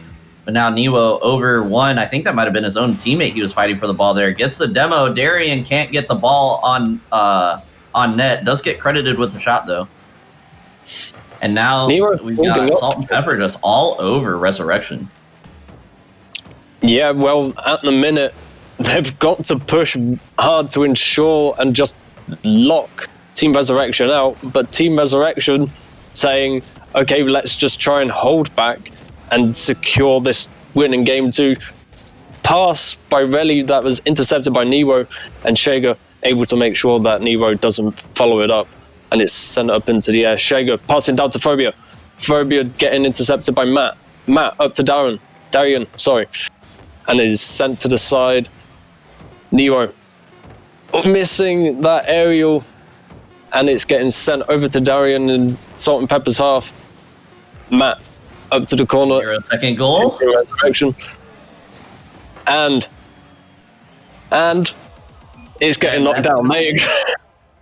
That was very dangerous territory. We've talked about it before. 0 seconds goal can change the dynamic completely. All of that confidence that you've built up throughout the main game can be completely lost at the 0 second goal. Yeah. I wish there was like an ability for us to immediately go back and look at plays. Because Shega did exactly what I've been looking for him to do right there at the end of the game. 20 seconds left. Gets a 50 and ends up landing on the wall. Doesn't start driving down to the floor, doesn't go looking for boost, doesn't start going back to defense, realizes that he is the best person to hit the ball, jumps off the wall, makes a nice centering pass out to his teammates, doesn't end up turning into a goal, but those are the plays that we need to see out of everybody on Resurrection in order for them to take game 3. Salt and Pepper is still doing a very good job this game. Their shots were just a little bit lackluster compared to last game. As you can see, they had 9 shots on net. I know 2 of those were actually wide, even though they got credited with the shot. They were technically not on frame. So they need to be a little bit more accurate with a little bit more power. And then, of course, Darian's misread on the back wall is probably the story of that game and why Resurrection took that win. Darian's got to be a little bit more careful there. But everyone makes mistakes. He's been playing lights out, so one mistake isn't enough for me to count him out yet. And the players are underway. Kickoff goes in favor of Resurrection into Salt and Pepper's corner. Matt trying to control it out, has plenty of boost to do so. Phobia misses the challenge. Shega tries to fake one, doesn't quite get the fake. Now looking for the pass, does get that fake. Looking for Relly in the center, can't quite get it out. Phobia now off the back wall. Neo with a beautiful read to clear it out. Matt now looking for the bump so Neo can follow up, but Shega's going to cut that pass out first. Now Relly to Shega. Shega gets demoed by Matt, the demo god himself. And there's not going to be a shot coming out there. Phobia with a good clear into Salt and Pepper's corner. Now Darian with the ability to control looks for the pass to Matt. Matt can't quite read it quick enough, and that's going to be Resurrection's ball, but giving away possession. And now Phobia is going to let Shega take this one. Good delay for the favorable 50-50 there. Darian just ends up passing it right back to Shega on the wall, who can't get it centered out. That ball's going to fall in a non-threatening area. Niwo now to Matt. Matt with control. Pops it back up to Niwo, who can't get the redirect. Matt follows up on the shot. Shega's going to get the save there, though. Now down the wall, has one to beat. Looking for the early center to Relly. Niwo with a great defensive play there is going to get that ball out of harm's way, but still in a threatening position for Resurrection against Salt and Pepper. Matt with a rough touch off the wall, bounces up center. Relly puts it off the back wall. Niwo, not a great clear, but Matt follows it up and is going to put it on net. That's going to be Salt and Pepper taking a 1-0 lead with 3.5 minutes left in the game. We've talked about this. It was prevalent in the first game. Team Resurrection leaving the goal open. They've got to have at least one person back. I know this is the third game and it means that whoever loses is out. But if they haven't got anybody in goal, easy shot. Easy shot opportunity, and they will eventually lose because, of course, easy shot opportunity, and you would think easy goal. Yeah, they got to keep that goal protected. No more easy goals. I think they were just on a slow rotation there after two people committing for the shot. But right now we've got Team Resurrection on the attack looking for the answer. Niwo, however, with a beautiful pass to Darian, who can't find the redirect on the net. However, good pressure touch. Now Matt keeping pressure. Nice flip off the wall. Almost gets that 50, but a good pass from Shega. Misses Phobia. Almost finds Relly. The goal is open again, and luckily Shega able to get there in time and take a shot. But I was thinking that open goal was going to result in Team Resurrection conceding again, but in fact, Shega able to get there in time and take a shot on an open goal left by Salt and Pepper. A rough pass to nobody there from Matt. None of his teammates around, all kind of out of the play, and Shega capitalizes on the opportunity for sure. But now Matt and Niwo on the left side trying to get that ball centered out. Phobia with good defense on the back wall, puts it back out. Relly now. Darian possibly looking for the pass, leaves that ball to his teammate for a shot. No shot there. Relly now looking to get it out center into the corner of Salt and Pepper. Niwo puts it out center for Darian or for Matt. No one's there. Phobia puts it off the back wall, though. Can't put it on net. Low boost, probably not enough power. Shega now with a good clear, a little wide left of the net. That would have been a good shot to just at least rattle Salt and Pepper and keep some pressure there. Oh, Relly passes it out center. Matt can't read it. Oh, that is truly unfortunate. And then Relly with the moves, get that man some new axles because they're broken. He just absolutely balled up Darian there. Gets him the pre-jump. Side flip's not enough. Relly just drives it into the net. Little flick for good measure there. Great shot by Relly. Great dribble. And now the kickoff with Salt and Pepper trailing by 1 with just under 2 minutes left in this game. Still plenty of Rocket League left. And Salt and Pepper really not wanting to get eliminated by the new guys, especially based off of the rank differential. I think that Salt and Pepper has a clear rank advantage and would be really probably demoralized by a loss here. Yeah, absolutely. That last goal, dare I say, has rubbed salt into the wounds left by the first goal. Oh, that might be worse than my underdoggers pun. Boo. I think it was better. Everybody in Twitch chat says it's better as well. Yeah. They probably don't, but right. Good touch by Relly there to get it. As Shega follows it up to the backboard. Relly following it up.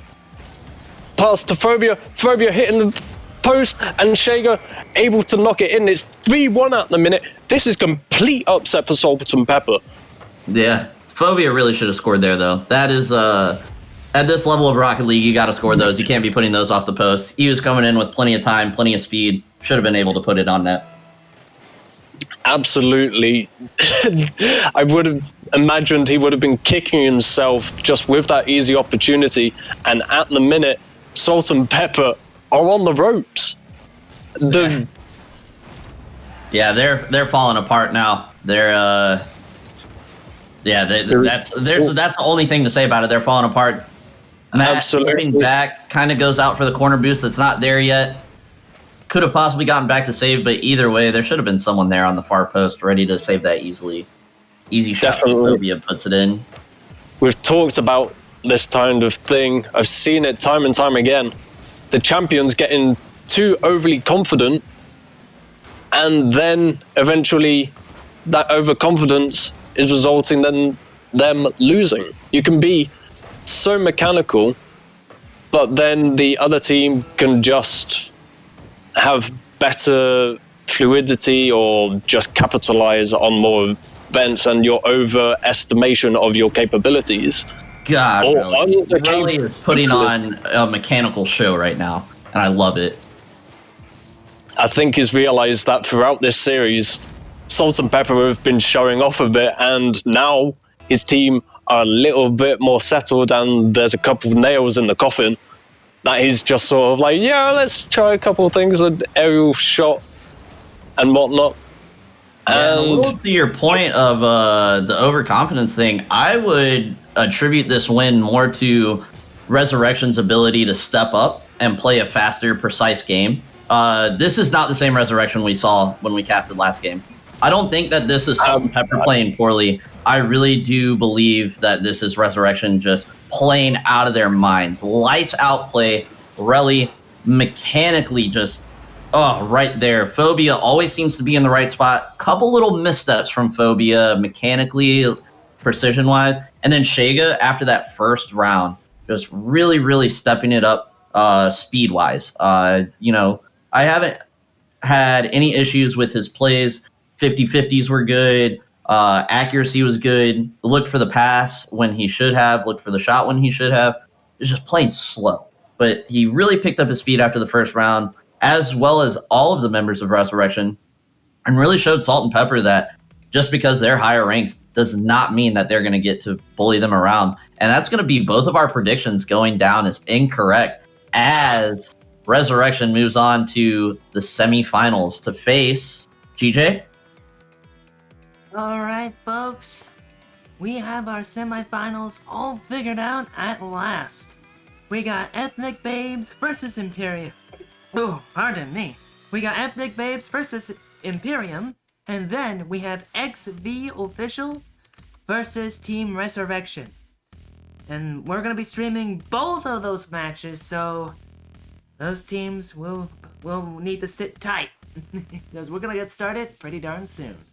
Anyways, folks, I'm gonna bring things back to the studio and talk more about our first matchup: Ethnic Babes versus Imperium. All right, so we've got Ethnic Babes versus Imperium as our first semifinal matchup. These games will also be best of 3. The finals, of course, being a best of 5 later. Guinness, have you seen either of these teams play before? I haven't had the privilege to know, and unfortunately we didn't have the privilege of seeing Ethnic Babes play last game as well, as unfortunately they played against the dump trucks before we could join. But it would be good to see. I think there might be a little bit of favoritism if people are looking for Ethnic Babes last time. I think most people will look to them to be the favorites. Yeah, Ethnic Babes, a very solid team that I've gotten to watch play. However, Imperium, and GJ can correct me on this if I'm wrong, I believe is a repeat champion here. We've definitely had an interview with Iota come through the stream before, and I don't know exactly. Still kind of waiting on the confirmation from GJ. GJ, did we get a Imperium? Yeah. Okay. Hold on. Imperium Okay. did indeed win a tourney at one point, very recently. While Ethnic Babes, we've seen them play in the past, but they haven't seen turning gold yet. All right. So this is going to be an exciting matchup. I see that we have Giaggio in the chat. So Giaggio, while you're here, can you give us a phonetic spelling of your name so we don't keep absolutely butchering the pronunciation? This is when there's a silent or an invisible Z in there somewhere, isn't there? And help us help you. Oh, okay, cool. We've been pronouncing it right. All right, I'm gonna give myself a round of applause because that's kind of impressive for me. Give yourself a pat on the back as well. Just a little pat on the back. So we are in the lobby. I think we're waiting on the players to get in. We have the team of Imperium in, just waiting on Ethnic Babes now. We've got Iota, Wally, and Altruism all in the Grand Champ rank, above 1550 for Imperium. And I'm not sure which 3 players we're going to be seeing for Ethnic Babes yet. And I believe Alec is Altruism. So the player Alec on Imperium, I believe, is actually Altruism. And then we got Iota. And then on the side of Ethnic Babes, we got Wally, Trizo, and Ludwin. So we're going to be missing Fizzy tonight, who is one of their Champ 3 players. So Ludwin and Giaggio both Grand Champs, and Trizo a Champ 3, but we've already talked about that a little bit, how he used to be a Supersonic legend. Allegedly. Well, talking about all these ranks and MMR performance, but if anything, if we were to go by last series, that doesn't mean much. Imperium could end up losing against Ethnic Babes. It could be another upset, and we could see 2 teams that no one was expecting to get this far against champions possibly end just go ahead. winning, just taking the title. Yeah, I really do have to give my prediction to Imperium here. Okay. I've seen both teams play. I think Imperium is the better threes team. I would not go as far as to say as Imperium has the better players, but I do believe that they are the better threes team. Ethnic Babes will style on you. They will absolutely style on you. It's like 3 rallies, but like double rally style points. And Okay. but unfortunately, they make some mistakes that leave parts of the field open, and really allows the other teams to get field control. They don't leave the net open per se, as we saw a couple of times in some of the previous matchups, but they leave parts of the field open, such as the middle or the corners. They'll be... it takes them a long time to reset sometimes on the defensive rotations, but they're usually pretty good about getting back quickly. I'm really excited. I think this game could go either way, but I am going to have to give my prediction to Imperium here. Especially, and then, it helps that they're also repeat champions. Absolutely. Well, if we were going to pick favorites, I'd probably go for Ethnic Babes then, just so that there's a little bit of caster competition as well. All right. You wouldn't happen to be swayed by the Twitch chat, would you? We've got the players on the way. Right. Wally going up into the air. And there's this shot straight away by Trizo. Ethnic Babes, just saying, they've already taken a shot in 10 seconds in as Alec takes it off the backboard, trying to make a pass. It's passed to Wally. It looked like it was a pass to Iota. But I think it was a pass to Iota. I think Iota pre-jumped, couldn't quite read it, and then Wally came in to pick up the scraps. That's going to be a goal for Imperium. Very strong. 15 seconds in with 1 goal already. Trizo up to Daniel, and Wally able to intercept. Iota sending it off to the other side, and Alec able to make it the interception. Trizo missing. Alec almost taking it past Daniel, but Daniel was sending it up into the air as Wally intercepts, and Trizo sending it to the corner as Iota just not able to take or keep it under control. This is an open goal. Luckily it's to the side, but Trizo just bumping it even further away from the goal, and it's sent to the backboard of Imperium, and it's an open goal.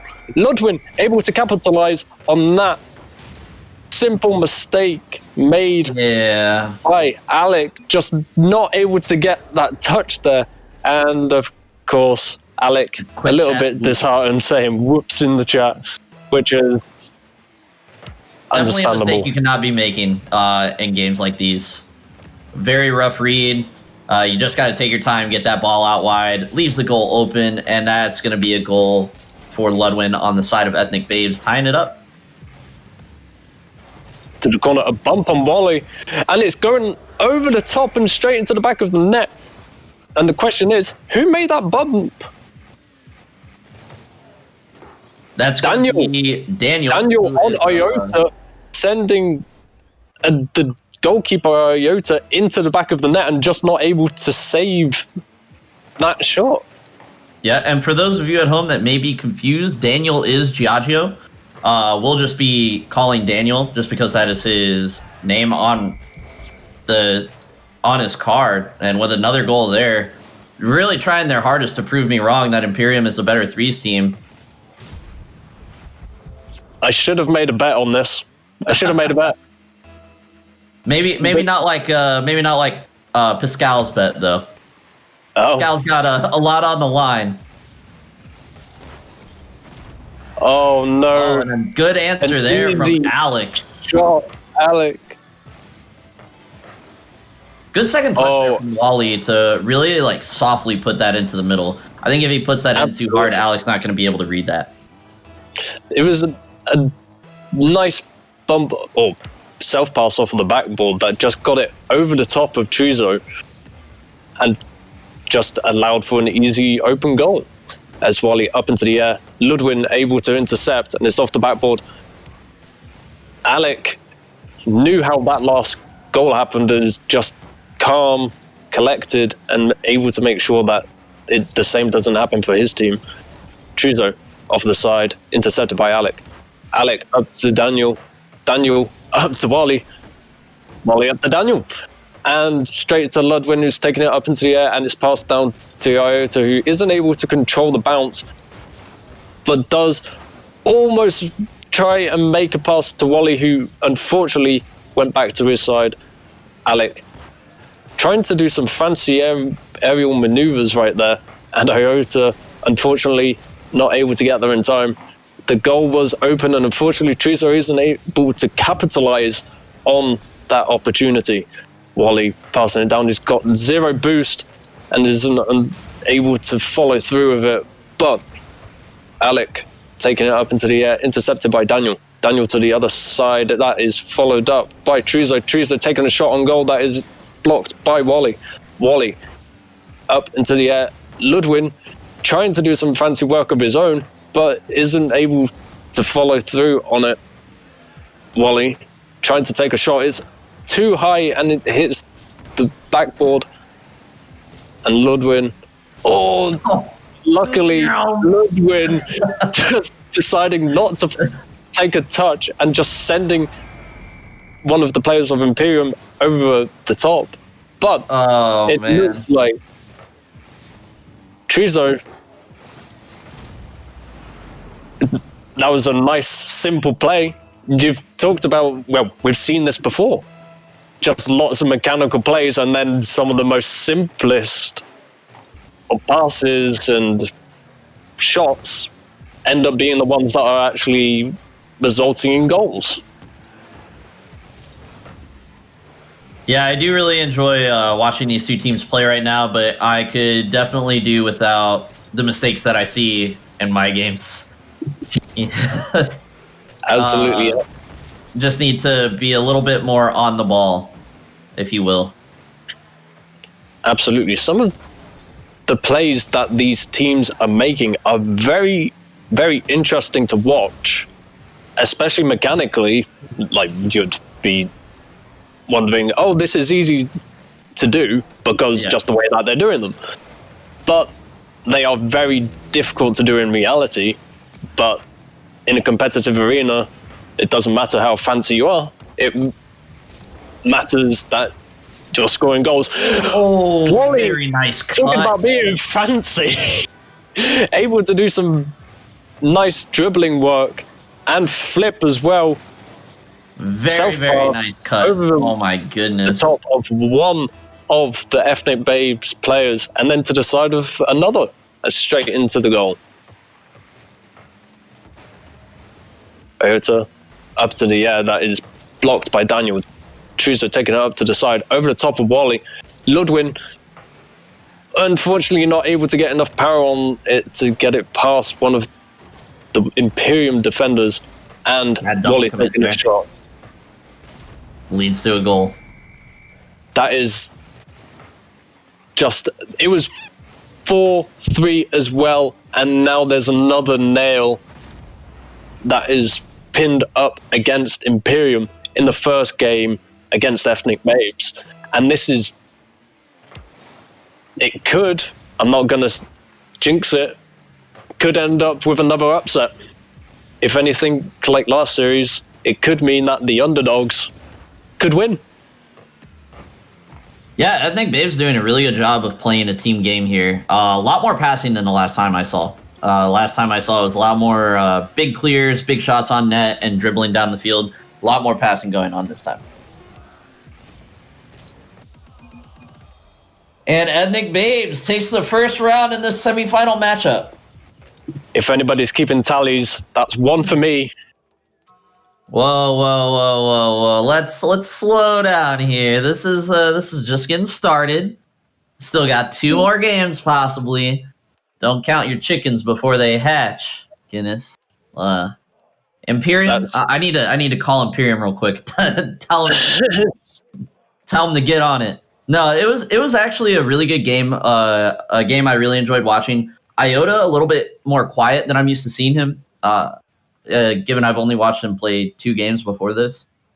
But 2 really rough mistakes coming out on Imperium, both of them leading to goals, 1 double commit, 1 really bad read off the back wall. Seems like a lack of communication on the side of Imperium, and Alec has actually just left the match. Maybe a possible car change. I don't know how people do that. I don't know how people change cars like in the middle of a series, but he's back, so we're getting ready to head into game 2. Ethnic Babes needs to just keep doing what they're doing. Keep playing the team game, keep passing, keep putting good shots on net. Don't get sucked into just clearing the ball down the field and banging bad shots on net. And Imperium really just needs to stop making silly mistakes. If they stop making silly mistakes, I think they're in a lot better space here. But the game 2 is underway of this semifinal matchup, and it looks like it's going to be in favor of Ethnic Babes so far.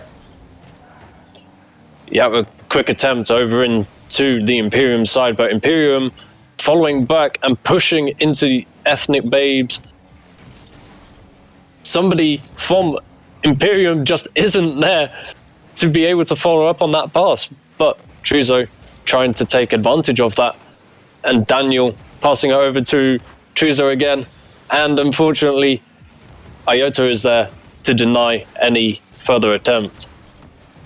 Ludwin knocking it down, trying to stop any attempt, but unfortunately Wally is following it up and takes a shot on goal while Iota just holding back and waiting for his teammates to try and do something. Wally unable to make any hit on the ball as it goes across the side. Ludwin taking it. That was a very narrow angle to try and make a shot, but if it would have gone in, that would have been very impressive. Daniel up to the backboard. Yeah. And it is intercepted by Alec, but unfortunately denied by Daniel. Alec to the side. Backboard of Daniel. Wally up into the air. That is intercepted by Daniel and pushed onto the floor, sent to the other side in Imperium's half. And Iota just trying to set it up for Alec that isn't able to follow through on it. And there's a lot of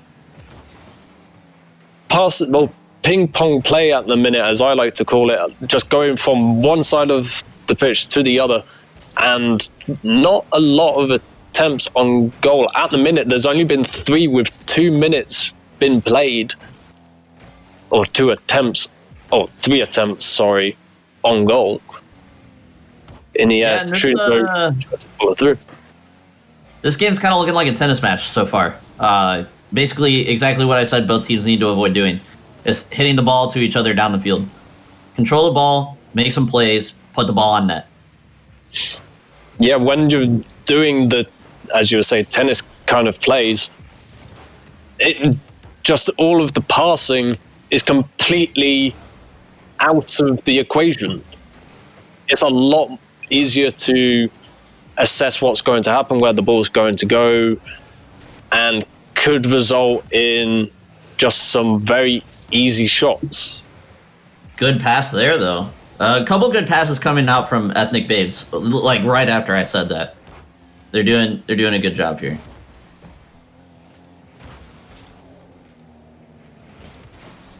Oh, the fake almost did it. The fake almost did it. Not quite, though. Send up to the air. Alec over the top of Truzo. Oh, Wally trying to knock it over the top and bounce it off the backboard, but unfortunately just hitting it ever so slightly in the wrong direction and not able to get enough power onto it to be able to do what he wanted. Wally taking it up to the ceiling. Ooh. Not able to touch it, and it's going to be intercepted by Ludwin, who passes it out, and Alec stopping it from going into the Ethnic Babes half. Truzo up into the air for Ludwin, but isn't able to follow through on what he wanted to do. We've got 1 minute left, and it is very, very stalemate at the minute.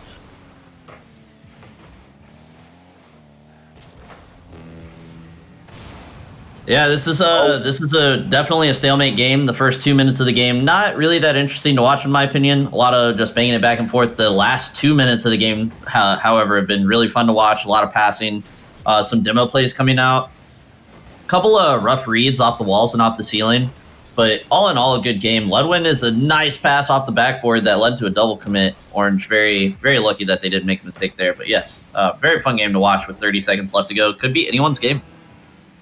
Absolutely. Iota taking a shot, but denied by Daniel, who makes the save. And at the minute, Iota's all that looked like it was going to be a very nice passing play, but unfortunately the defender from Ethnic Babes just denying any sort. This is, if one of the players, it looked like Iota, if he had been there, could have been a goal, as one of the Ethnic Babes, the defender, was up in the air and just not in the ground. Overtime, game 2, Imperium are in a rough area, saying that Iota straight off the start taking a shot, and Ludwin up into the air. Yeah, if Ethnic Babes gets the goal here, they will be moving on to the finals to face the winner of XV Official and Team Resurrection. And if Imperium does get eliminated here, we will have no repeats heading into the finals. So it'll be a brand new Slips champion. It would be very fun to watch. Double commit there from Imperium. Really not going to be doing them any favors, though. Wally, the side of Imperium's half, passing it off the wall to Iota, who fakes and almost gets it past Ludwin and Daniel, but luckily Ludwin able to deny that and just set it down on the floor. Oh, demo there on Wally, passes it back that was rough. to Trizo in the Ethnic Babes half. Trizo being very relaxed, not doing anything with the ball, and almost resulting in a nice little play to his teammates. Ludwin turning around, hasn't got much boost and isn't able to follow up on this little over-the-top aerial play. Daniel up to the side. Intercepted by Wally. Wally down to Iota, that is going to take a shot and is intercepted by Ludwin. Daniel kicking it out of the goal. Oh no, I'm not sure who that was. If they had just gone for the ball, Ethnic Babes would have won. But instead they went for an attempted demo and just missed. That is just disheartening to see. Daniel up on the side, not able to control it fully, and is intercepted by Wally. Wally just stood right next to it and has set it up for an Ethnic Babe. Trizo. Really good pressure coming out here for Ethnic Babes. Really just need slightly more precision to put the game away. But the game is still definitely in Ethnic Babes' favor right now in this 2.5 minute overtime. Absolutely, and we're seeing at the minute, I've seen it a couple of times, this is, Daniel just not able to get there in time to be able to capitalize on that split second of an open goal. Trizo knocking it wide, just too wide to be able to capitalize on another split second, almost locked into... This could be it. This could be it. No. Alex with a beautiful save. That was the exact save they needed. Absolutely. Just that aerial passing play, a little bit of a miscommunication, I feel, as it would have been nice if the setup had just been left a little bit shorter so that the shot could have been made, but instead there was a little bit of teammates clashing that stopped the shot from happening. Yeah, I'd be very interested after all of that pressure that Ethnic Babes had and the failure to capitalize if Imperium let this game get away. Imperium is now kind of on the better side of the momentum shift. Iota with a pretty good shot there. And I think they have the advantage. And they will for about the next 45 seconds. And if they don't put it away then, it could be anyone's game. But right now, if there's a goal within the next 30 seconds, it's going to be for Imperium, is my guess. Oh, you say that. Oh, bad one there. Could have made me eat my words. Both teams just missing that and thought it was a nice fake, but it looked like the follow-up from Ethnic Babe just didn't happen. And Imperium able to kick it out of goal in time to ensure that they didn't concede. Iota up in the air to the side. Wally's just hanging back for some reason. I don't know why. There's a demo on Wally. Apparently, you've got to teach him to go for the goal by demo, which is reasonable. Harsh tactics, teaching tactics, but hey, if it works. I just want the game winner to be scored by a Phoenix. That's all I want. I want validation. Oh, and it almost was. Good save by Iota, though. I think Trizo might have just had not enough boots to be able to follow through on what he wanted to do. It was a nice attempt, though. I've got to give him that. Yeah, a lot of good attempts on net, but just better saves. Everyone wants to stay in this game right now. It is game 2, so Ethnic Babes does have a little bit of a cushion, but they would rather just put this... Or this is still game 2. No. Oh, no. Alec able to capitalize on the split second where... Well, not split second, but the open goal which Ethnic Babes had left. That was very disheartening. As you said, the momentum completely changed. It looked like it was all in favor of Ethnic Babes for the most of that game. And then just in the last minute or so, Imperium able to show up and get the much needed single goal. Yeah, good recognition there from Alec to see that all of Ethnic Babes was pushed up the field. Everyone was on that attacking zone, just pops the ball over everybody, made sure to have the accuracy to put it on net, because of course those looming shots are no good if you can't put them on net. So good job of getting that on net and at least forcing Ethnic Babes to make a save, which they weren't able to get. Really good play, though, from Ludwin that game. A lot of saves, a lot of really good defensive play. Was really probably the reason that Ethnic Babes stayed in the game for so long. And I think Ethnic Babes just needs to play the same game that they just played. If they play the same game that they just played, I think they'll be fine. Imperium needs to step it up.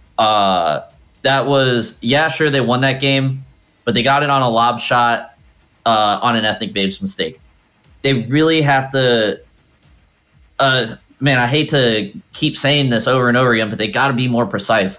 There's a lot of just hits in the general directions of teammates, which is good if you're high diamond, low champ. When you're up into these grand champ lobbies and tournaments, you have to put the ball to your teammate, not in their general area.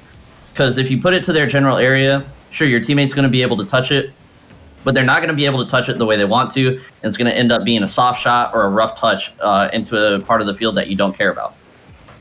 Absolutely. You also got to think about the opponents as well. The speed at which people react in these leagues is completely different to the lower divisions.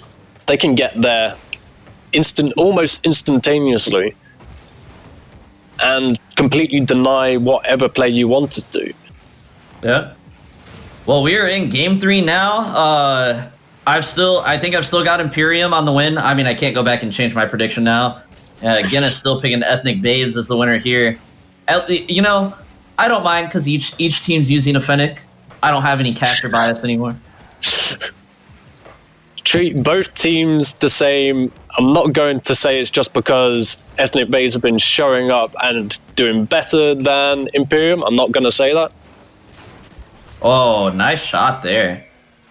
Okay, I'll be quiet. Alec, he switched off of the Fennec. Oh no. And just my heart, it's been ripped out. Well, you can put it back in because Imperium, as you wanted them to, are in the lead in game 3, and at the minute they've just been very aggressive. Lots of demos being pulled out by Imperium, and Ludwig just capitalizing on that pass by Wally. Yeah, gets it over one, but unfortunately it's a pass right to Ludwig, who's lurking there. Just bangs it right on net. No one on Imperium ready for that shot. Really good shot. I wouldn't really call that too much of a mistake on the defense of Imperium as much as a good early challenge by Ludwig there. I would say quite the opposite. I would say it was a mistake because the opponents were in their half, and when somebody's in your half, you expect at least one person to be in goal. Or at least I expect, at least in lower divisions, to have one person in goal if the opponents are in your half. Because they are going to take a shot. That is an inevitability. The only reason I would disagree with you there is because I forgot who it was who was on the wall, had pretty good control of the ball. And at this level, when someone has control of the ball, even if it's on the wall, it's usually pretty good. And he beat the first guy on the 50. The guy that was on the far post, whoever was out at that far corner boost, probably shouldn't have been there. Probably could have been waiting in the net to make sure the ball got out of the half. But no one's going to really expect that shot coming out from Ludwig. It was a really good shot. I was more attributing it to not be a silly mistake. Was it a mistake? Yes. Was it a really silly one, as some of the other open net goals have been? Not so much, in my opinion. Yeah, it definitely wasn't a silly mistake. A mistake. Okay, now that was a silly mistake. Just not a mistake, sorry, but Ludwig just not able to get that touch in time and knocking it over the top of Trizo. Yeah, and it's hard to tell who should have been going for that. In a perfect world, he would have been on the ground ready to hit it, but unfortunately went up with his teammate and landed on the near post. I think it was probably the right option to try and hit that and knock it over the net. But either way, Trizo's probably not super happy about it. But I don't know if Trizo would have had the time to react to that shot and save it properly. Trizo to Ludwig. Ludwig to Trizo isn't able to get there in time. That is sending it over to the other side to Trizo. It bounced off and is able to receive or be received from Daniel. It's knocked over to the Ethnic Babe side to Daniel, who's knocking it. It's just wide, shy of the goal. And unfortunately, Iota unable to get there. Trizo knocked it over the top of Daniel, and Alec capitalizing on that and knocking it over to the Ethnic Babe's goal. Daniel trying to sort things out and taking it over to Imperium's side. Imperium shooting or knocking it into the center. But there's a lot of backwards and forwards, not really tennis play like we've seen before, but just lots of... I don't even know what to call it at the minute. How would you describe it? I would say that we're seeing a lot of attack to counterattack play right now. It's not Absolutely. A lot of possession and pressure in one zone. It's let's take the ball down the field. Okay, we've made our play. And then the other team just kind of doesn't bang the ball completely downfield, but about to midfield, and gives their team the opportunity to counterattack. And a lot of that back and forth. Not as sloppy as the tennis type play we've seen, but not as precise as setting the play up and setting up the pressure. Yeah, that's a perfect way to describe it. And unfortunately, Ethnic Babes, unless they're able to capitalize it with 5 seconds left, Alec knocking it over to the Ethnic Babes side, Iota touching it down, and taking Imperium to the 2-1 goal win, and Imperium will be into the final. Imperium, the repeat champion, heading into the finals for you guys tonight. The finals will be a best of 5, but before we get there, we have one more exciting matchup to bring you in the semifinals. We've got XV Official versus Team Resurrection. I have never seen XV Official before. I believe they're a complete newcomer. If I remember what GJ said earlier, I'm sure he'll correct me if I'm wrong. Actually, XV Official have played in the past. Okay, so they played in the past. I am wrong. Yes, it's a battle of the Slips regulars. Yeah. Believe it or not, as casters, we don't know everything. We know most things, but not everything. But that's why we have GJ the Emperor to set us straight whenever we lead you astray. Now we've got... He's got the Enchiridium with him and knows everything that's going to happen. Yep. So let's take a look at XV Official's stats here. Our trusty bot Lola. We've got Moonman, Mac, Matronics as the 3 main players, and Just Tuck and Resist as the substitutes here today. Moonman being in chat earlier, I assume he'll be playing. Pretty sure I've seen Matronics around in chat as well. Matronics being listed as a Champ 3 at 1520, so very, very close to that Grand Champ rank. The other two, Moonman and Mac, both being Grand Champs. And just for a little bit of a refresher on Team Resurrection, let me get you guys those stats for Team Resurrection as well. We've got the team owner of Sarge, who is actually playing. We do not have his stats listed in the actual thing, but everybody else is Champ 3. We've got Relly and Phobia both being Champ 3s, slightly under that 1500 mark, so probably around Division 3, Champ 3, Division 3, maybe Division 4, low Division 4. I think that XV Official has the advantage here, being the Grand Champs, but I think that Resurrection has played really well, and they knocked out... who'd they knock out? I'm blanking on the name. Salt and Pepper. Salt and Pepper. They knocked out Salt and Pepper, who's a really, really good team of Grand Champs as well. And I think if Resurrection plays the same way that they played against Salt and Pepper, they really do have a chance against XV Official. But I am going to have to go ahead and give my prediction to the number side of things and pick XV Official here. And we do have most of the team members in the lobby, or we have all of the team members in the lobby, so it's just a matter of seconds before we get into this match.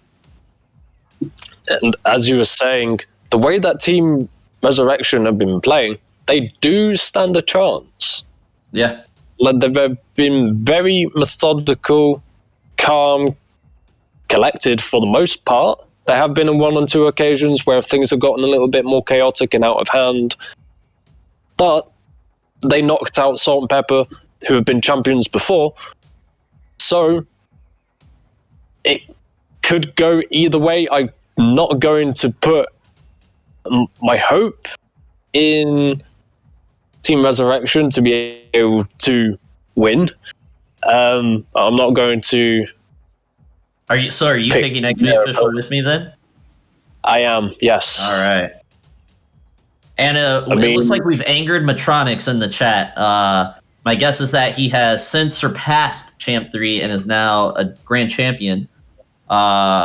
Unfortunately, that's not for us to update. I believe, GJ, again, you can correct me if I'm wrong. I believe you update that by telling the bot to update your stats, or the bot just does it at random intervals. I made sure to update the team MMRs and player MMRs and ranks before the tourney began. Okay, so we're unless looking at current ranking information, not peak or anything. So unless that you guys have been playing ranked while the rest of the tournament's been going on, those ranks should be pretty accurate. But either way, Metronix is out here. We've got Moonman and we've got Mac on the side of XV Official, it looks like. So I believe those are the three main players. Yes, those are the three main players. No substitutes coming in for XV Official today. And on the side of Team Resurrection, of course, we have the players that we've seen earlier: Phobia, Shega, and and Relly.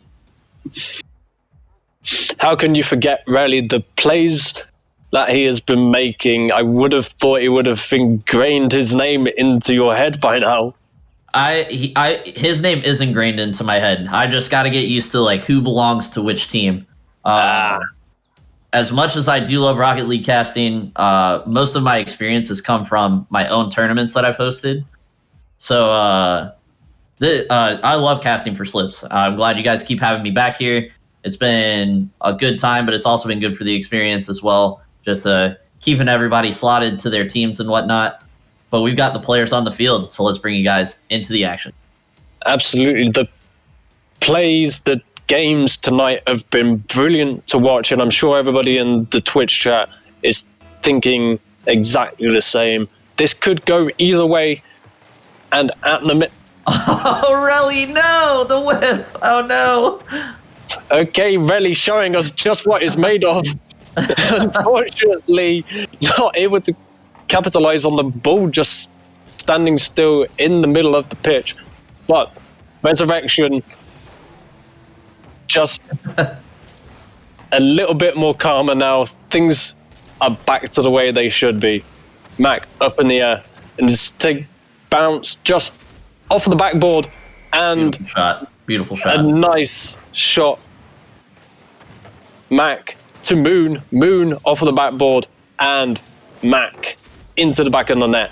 Nice little passing play. 1-2, 1-2. Exactly what we like to see. Boom. Yeah, really good start here for XV Official. Good passing play. Team Resurrection, I don't know if they're nervous or what, but really rough start here. Phobia, however, letting everybody on the pitch know that they're not out yet. 45 seconds in, and we've already got a goal to each side. This is Caster's curse, isn't it? Like, we've talked about just how chaotic the start had been, and then Team Resurrection just being a little bit off, and then all of a sudden, just as you were talking about them, they've shown up and said, no, everything's fine, we just had a little bit of a rough start. Everything's back to the way they should be. And Phobia just able to put them back on the scoreboard. Shega on the side, stopped by Moon to Metronix, and Mac in the middle. He's passing it up to the side to Moon, who's taking it up to the top, bumped by Shega, and Phobia able to pass to Shega over the Metronix over the top of Phobia, and isn't able to control it fully. Mac stopped from passing it to Moon, but Moon at the side that is passing it to Mac, and Mac hits the side, hits the post, and isn't able to score just as he wanted. In the middle, Phobia trying to take it up, but intercepted by Mac. Mac over to Moon, who takes to the side, who's bumping it over to the complete other side of the pitch to Metronix, and Metronix not enough momentum to be able to do what he wanted, and Mac jumping off the ball at an angle he didn't want either. PSYONIX trying to take a shot on goal, just split second open net, and isn't Good able to speed there from capitalize. Sega. Really good speed. Absolutely. Phobia trying to take a little shot from the air, but it doesn't happen. Just the speed that the ball had just wasn't enough. Really touching it down to Shager, who isn't got the angle quite right and isn't going to try and get up in the air to try and follow up on Mac making an attempt. Yeah, this is even though the game is tied, XP official really just putting the pressure onto Resurrection here right now, and Resurrection needs a play like that, but really needs to be able to get that over and set up pressure. That's the kind of play they need to really get the momentum shifted back their way. I definitely feel the same. Just Shager able to get the touch on time, taking it over the top on PSYONIX. Mac trying to take a shot. Oh no, somebody's got together in time, and luckily Phobia able to get there in time to ensure that it's out of the way of the goal. Moving over the top, passes to Mac. Mac off the backboard. And unfortunately, PSYONIX is just not going to make an attempt and follow up on that. Phobia just stuck in their half at the minute. Phobia trying to take it into the XV side, but isn't able to do it strong enough as they push it back into Resurrection's half. PSYONIX over to Really to get by one, but not by the next.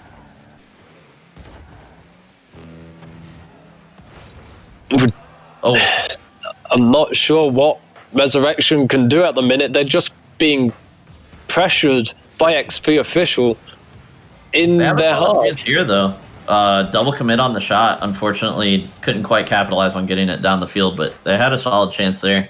They really need to take advantage of XP official's mistakes, because XP official is not playing a mistake-free game. And as I say that, they almost do capitalize. Boom, bouncing it off the ball. Mac taking charge, but Phobia passing it into Phobia's half. Phobia's half? XP official's half. And Relly. Oh my gosh. All right. There we go. That's the Rocket League we came here to see. Good early read by Relly. Up quick, puts it right into that top left corner. XP official side just not expecting that at all. And in all honesty, I can fully understand where they were coming from, because a lot of Resurrections were just at the top or in the center, just constant. And at the minute, it looks like Team Resurrection are going to win. And I think we might have cursed the XP official side with our predictions. Coptopus. It's very possible, but you know, Resurrection, as I said, they just need to keep playing the same game that they played against Salt and Pepper. They didn't. Don't get me wrong. I don't think that they did at all. However, they capitalized on 2 mistakes, and that's why they got 2 goals. There were some other mistakes that they could have capitalized on, but they adapted their gameplay. They played defense when they needed to, and when they saw the mistake and they saw the opening, they brought it down the field. The thing that they need to watch out for now is sitting back too much, because it worked for 1 game, but that's not usually a strategy that's going to work out for several games in a row. 8 shots to 4 in favor of XP official. XP just needs a couple more of those to go in, and this game could be going the other way.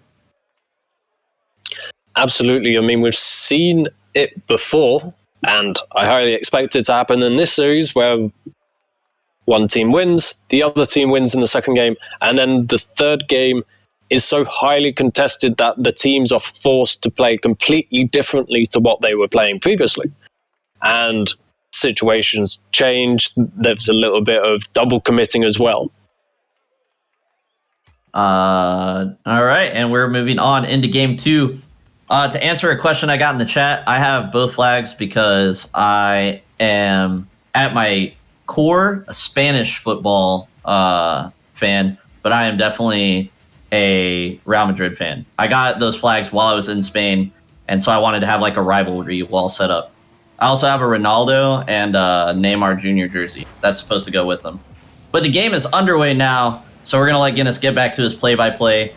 and I'm going to step away for about 30 seconds, but I will be back shortly. Electronics with a really strong starting off. Unfortunately, Moon not able to do much with the ball in the air just then. But Phobia over the top of Metronics, intercepted by Moon. Moon over to the side and is intercepted by Shager. Rally on the other side is off the backboard. Oh, Phobia just not able to aim it correctly. He would have scored that goal just a little bit to the left, as there was a demo on one of the XV official defenders. Phobia knocking it to the side off the backboard of XV official. Just not the right angle just then. Isn't able to do much. And Moon is able to capitalize on that, sending it to Team Resurrection's half. Metronics taking a shot with an aerial that was not expected. Really wanted to receive that so badly. Metronics just intercepting. Very nice. 1-0 to XV official.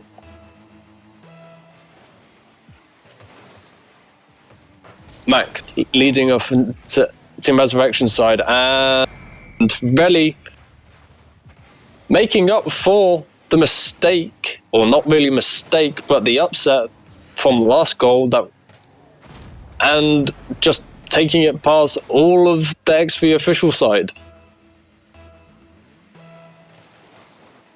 Really thought that it's gonna be a one-sided game. Oh, nope, this is a tie. It's not that we're not doing that kind of game right now. And I love how we've been seeing so many game threes. So many of them, one after the other. A couple of them went into overtime, really long overtimes. This has been awesome. Yeah, well, we've seen it before in the last couple of series where game 2 is so heavily contested that it, like as you were saying, it goes into overtime that's like 5 minutes or even longer.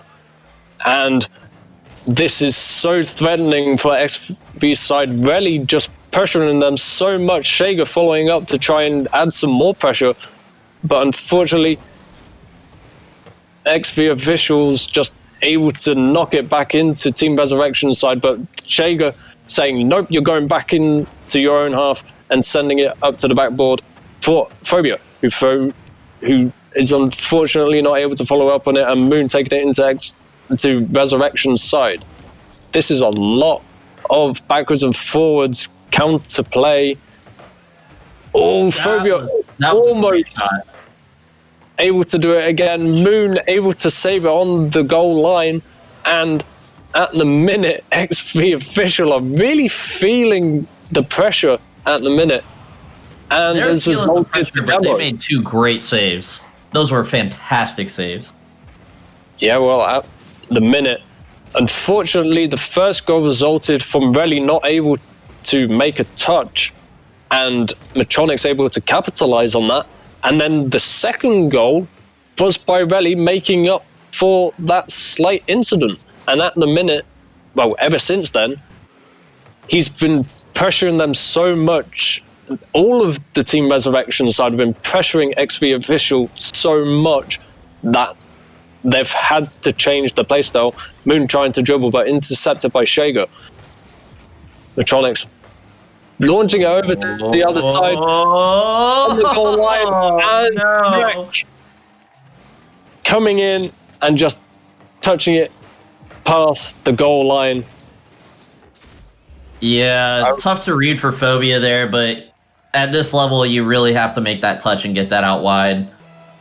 He was under pressure, but that really should not have been a goal for XV official. But now they lead 2-1 in this best of 3 matchup. Or in this second game of this best of 3 matchup. Mac, and again, put a little asterisk next to that and put a 3 next to it. A self pass from Metronics off the backboard and then launched up ever so slightly into the air for Mac to touch it in. Very nice passing play just then. And all of the pressure that Resurrection had mounted has disappeared all of a sudden. And this is very, very tough for them They've got to make sure at least they've got one game under the belt. XV official. Yeah. That was a little rough there from Resurrection. They played really well up in the opponent's half, but their defense has suffered, I think, due to that. And they need to make sure they're still focusing on defense, because it doesn't matter how many goals you score. If the other team scores more, they win. You know, a little bit of John Madden casting right there, but you get the idea.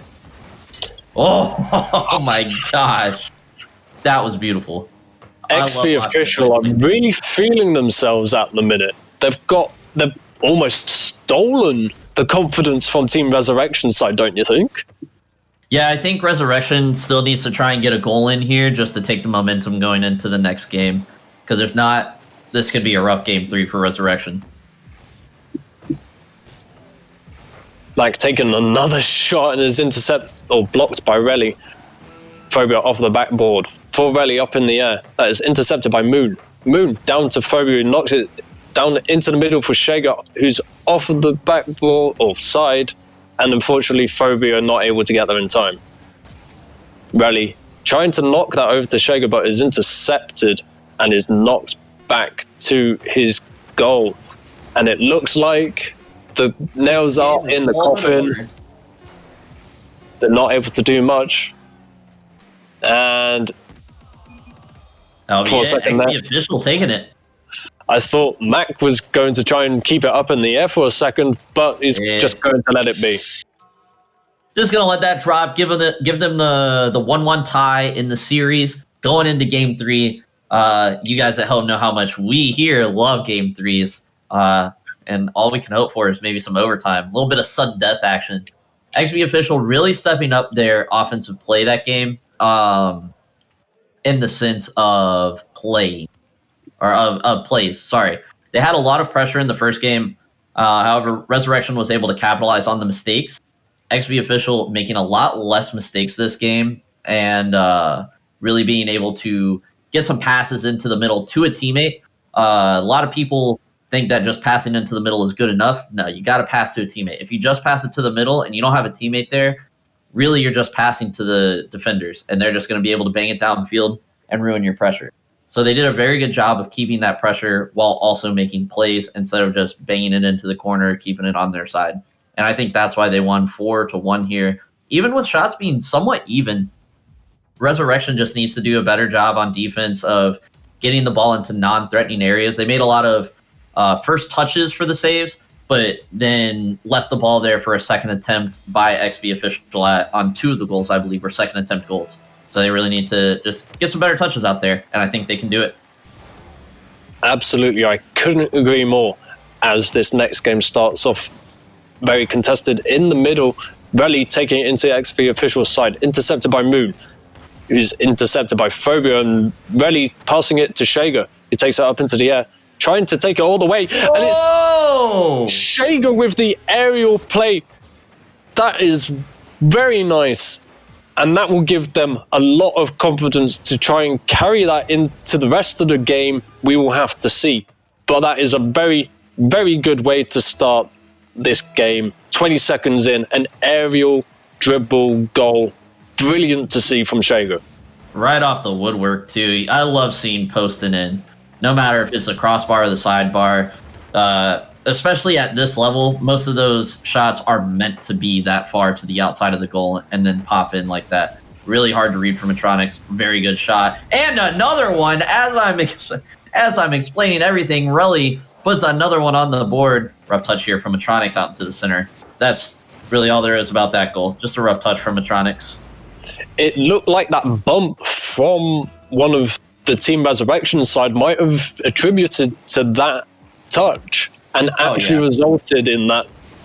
And unfortunately, Metronics off the backboard. I was going to say, unfortunately, XP official have to make up for that. And it looked like that might have been it. But unfortunately, Team Resurrection are able to stop that from resulting in a goal. Yeah, still plenty of Rocket League left. XP official just needs to keep playing their game. No, excuse me. I'm sorry. They just need to keep playing their game. Thank you. And If they do, I think that they can easily bring this back to a tie game and maybe even win in regulation.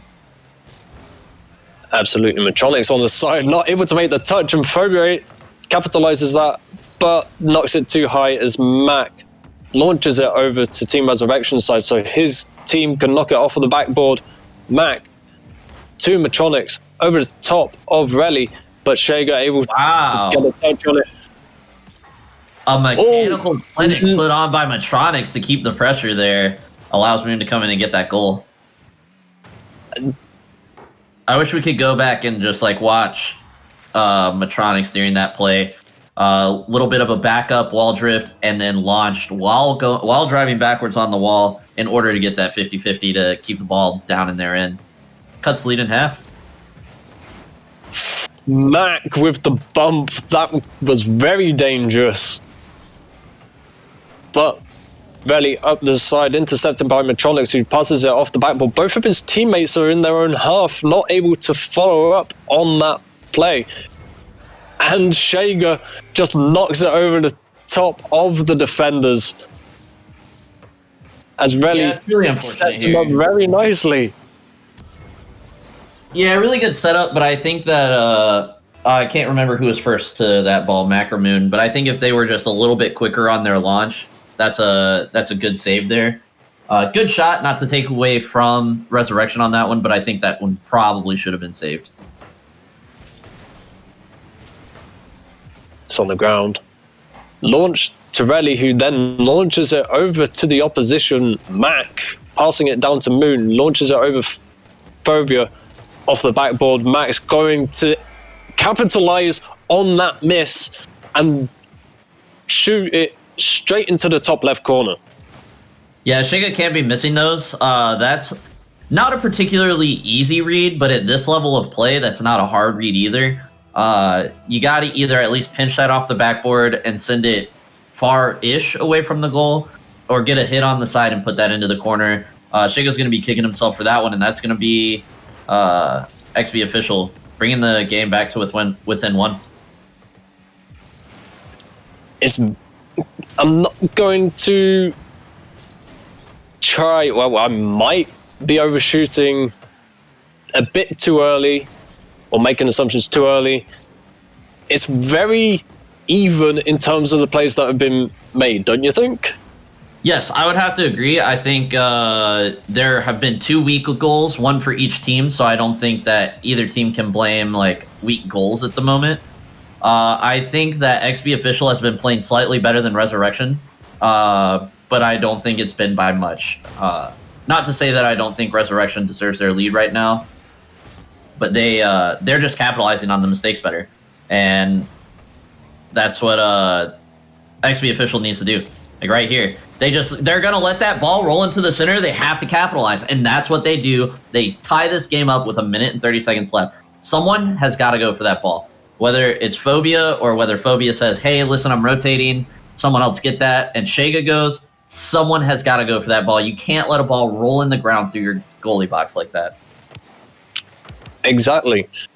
At the minute, it's even 3-all for both teams, and if anything, there's even more goals to be had. The amount of shots and attempts that both team has made just comes to show, or goes to show, that we're expecting maybe 1 or 2 goals for each team. Yeah, I think this game will probably end 5-4. I don't know if it'll be overtime or not, but I think it'll probably end 5-4. Not sure which team, though. Yeah, it's really difficult to see which team will win. And I've got to agree, 5-4 does sound like a reasonable score. But whether or not that will happen in overtime is completely different. Man. The other series have the last 30 seconds though, for both teams. Yeah. Well, we haven't had an overtime for this series. The majority of the other series have had overtimes in at least 1 goal. One game. Thank you very much. Yeah, it's all good. Yeah, all right. So our 5-4 prediction is not going to be the answer here, as a little bit of a sloppy offensive display from both teams for the last minute. And the question is, who is going to get that much needed goal? As unfortunately, Phobia. Oh, and there it is, just 9 seconds in. No. And unfortunately, we have to pin the blame on Phobia. I'm not sure what was going on there. Relly trying his hardest to get there in time, but isn't fast enough. That's really unfortunate for Phobia. Honestly, you played a great tournament, not just this series, but a great tournament overall. And to go out on a mistake like that is really rough.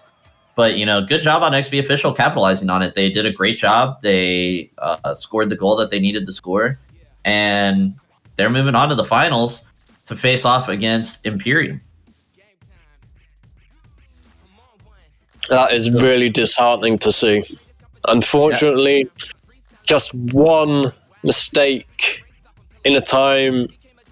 You can talk about the entire final game being a time where you don't want to make any mistakes. But in overtime, where you only need one goal, to make such a simple mistake just then is unfortunate. And that will mean that Imperium will be facing XV Official in the final. Yeah, and it's it's a little sad. As casters, we don't like to see games end like that, or series rather. Series ended on, such a goal, but sometimes that's just the way the cookie crumbles. We've got the lobby all set up for our finalists here. We're going to be getting going any minute. Just got to get the teams in. XV Official should be ready and on standby since they were just playing Imperium. Probably watching that game on stream. Get a little bit of a scouting report. Trying to get a couple of clips for Reddit or Twitter or whatever. Yeah. Trying to see exactly what they need to do. And I think both teams here are evenly matched, in my opinion. I would probably give the edge to XV Official. Imperium is the repeat champs, but based off of the play that I have seen today and today alone, not including what I've seen from Imperium before, I think XV Official is playing better Rocket League tonight. But I would love for Imperium to get out here and prove me wrong. Unfortunately, I have to agree with you.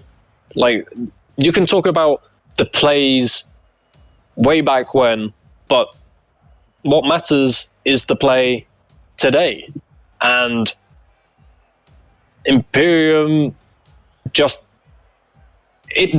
when they were playing against Ethnic, they were on the ropes for quite a lot of that time.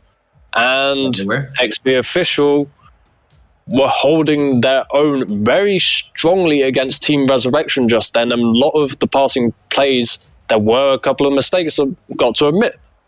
But they are definitely showing that XP Official are going to be a threat up against them. Yeah, I think this is going to be a really exciting 5-round matchup. I would love to see a Game 5. I think it will go to a Game 5 with XV Official coming out on top, but I'm not exactly sure. And if we do get to Game 5 overtime, GJ has a special treat for all of you watching the stream at home. Yes, sir. We won't spoil anything yet, but the series has to go to Game 5. It doesn't have to specifically be overtime, but it has to be Game 5. Just Game 5, okay. So could it technically be a 5-0 win? No, it cannot. It'll. If it's best. Well, wait. Yeah. This is best of 5. Best of 5. So it'll be first team to win 3 games. Players are underway, and we've got the first kickoff going in favor of XV Official. A nice pass from Moon onto the wall to PSYONIX, back down to Moon, and that's going to be a 6-second goal. Just look at the plays here. PSYONIX steals that mid boost, Gets the ball off the back wall, back down to Moon, who just slots it into that post. 2 members of Imperium trying to get in there, not quick enough though, and that's going to be an early lead. Now let's We're see talking if about their performance in the last game. Yeah, XV official showing that they're going to keep that momentum that they have found against Team Resurrection into the game against Imperium. yeah, and they that still is got a lot of pressure right now. Mac putting another one on towards the net. This got to be only 2 shots so far. The other ones have been a little bit too far to be considered shots, but a lot of pressure. And right there, Mac still hanging back, not letting the pressure get to their head. They're not creeping forward too much. But now Imperium left without a lot of boost, playing defense here, really just trying to get the ball out. Mac's going to take that mid boost and not let him go anymore. Into the corner, bad touch for him, but Moon does get it out. Mac will be first one to this ball most likely, but Iota with a fast launch into the wall pinches it back down onto the side, onto the corner. Now Alec up, looking for a teammate in the middle. Looks for the 50. Moon with a good save there, and now Mac up, trying to get the clear down. Misses it. Metronics now caught out in a weird spot in no man's land, just driving in circles. Does get a touch in the corner, though, to get over Alec. And now Alec putting it up, trying to delay, let his teammates rotate back and get some boost. Wally passes it off the wall down to Iota. Iota just a touch up off the wall. Luckily, Wally's there to keep on knocking it down the field. Now Mac off the back has a little bit of control and comes out with the ball after 2 battles there and a whiff there. That was a little unfortunate. Metronics passing it out to Mac. Mac looked like he had maybe didn't have ball cam on, wasn't able to see that ball come in. Moon with a good 50 off of Wally is going to put the ball all the way down onto the side of Imperium. Now Metronics looking for the pass. Good defense there by Alec to not let that ball get out to the center to Mac, though. And now Mac into the corner. Ball comes out to the center. Metronics with a good hit out to the side, but that's going to be a pass to Alec. 50 by Moon. Moon's not going to let that one go. Metronics missing the ball. Does get the demo on Wally. A little bit of a silver lining to the whiff there. And a good clear. It's going to be a reset. Now Wally dumps the ball into the corner. Gets the demo. This could be bad news for XV official. Alec with a good 50 there. The ball is lobbed up. No one there for the shot, though. So Iota up on the wall. Puts the ball back center off the back wall. Wally's not quite ready. Metronics is going to beat him to that ball. Mac now with a flick on down the field onto the back wall. Metronics with a really, really early jump trying to read that is going to be beat pretty easily. And now low boost for both teams. Metronics, though, with full boost in the corner, is going to try and follow that up. Hits the ball a little bit too far away from him. Reads the 50, though. Mac not reading the bounce off of that. And now this could be a lot of trouble. No one back early enough for XV official. That's going to be Imperium tying the game 1-1 at 2:06. Yeah, just nobody able to get there in time to be able to make the save. Mac trying his hardest, but unfortunately, Wally just getting there just a bit faster and able to knock it in. A little slow there on the side of XV official, and a couple of bad touches lead to everybody on the same side of the field and rotating back. But now on good offensive pressure, Mac off the back wall. Moon puts it on the net. Not quite a big enough hit from Alec. Goes through him and under him. Let's see what happens here. Wally goes up, misses that. Not really an easy hit per se. Alec pre-jumps the shot, however, and they put it right under him. Can't tilt his car down in time to get the save. And that's going to be 2-1 in favor of XV official with, I believe, Moon scoring both goals. An early answer from Iota, though. Good pass out from Alec off the kickoff. Right off of the sidewall. Metronics just can't get back in time. Going for boost in the corner. Takes the turn right up the field instead of left back towards the net, and they punish him for that. So now it is an even game back at 145. Is this about how even you expected it, or did you expect a little bit more dominance from XV official here, Guinness? I was expecting a little bit more dominance from XV official, in all honesty, but I would agree with you. It looked like Imperium have switched mindsets from what they were, or how they were performing against Ethnic Babes, and just then quite a lot of demos, but the amount of shots, the passing plays do seem to be working a lot more in their favor than what they were in the previous series. Yeah, this is a really fun Rocket League to watch. I'm enjoying it. Absolutely. XP Official, as we were saying before, keeping that momentum and style of play that they had against Team Resurrection, and it's worked brilliantly for them. Unfortunately, 2 goals haven't conceded, and it looks like it might go into a draw with 40 seconds left. It might change, but it looks like it might go into overtime in the first game. That would be exciting to watch. 30 seconds left. We've got Moon with a solid touch into the middle. Matronics with a very, very, very rough whiff there. Doesn't quite read it. However, can't get cleared out by the last defender back for Imperium, who was, I believe Alec.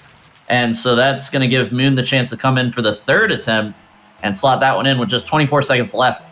He beamed it. He absolutely beamed it. Yes, he did. But luckily his teammate came in and secured, and now they just have 17 seconds left to make sure that Imperium doesn't score. It looked a little close there. Matronics over 1 off the woodwork, can't put it in though. Does tap out center. Now with the last chance for Imperium, Wally up to Alec. Alec not there. Wally's going for it. Puts it center to Iota with the shot. Mac defends it though. Good defense by Mac. An unplanned double touch there from Alec to put that ball onto the ground. That's going to be XV Official taking game 1 out of this best-of-5 matchup. Moon just really on point with his shots on net. Of course, Matronics, a couple of really rough reads for Matronics this game. Got beat on the kickoff goal, missed an open net, and there was another touch that we talked about that was just really, really rough. Matronics really not playing up to what we've seen him play earlier this tournament. And if he continues to play like that, could spell trouble for XP Official. But Imperium playing a really, really good game. Unfortunate on that last one. That was just a silly mistake on their part. Players not being in the right position to play defense there.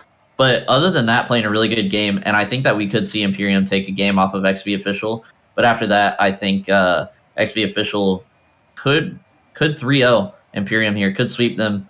A lot of that has to do with if Matronics doesn't make those mistakes that he was making that game, though. Yeah, unfortunately, Matronics has been knocking the ball just ever so slightly too wide so that it bounces off of the post and back out, not off the post and in. Yeah.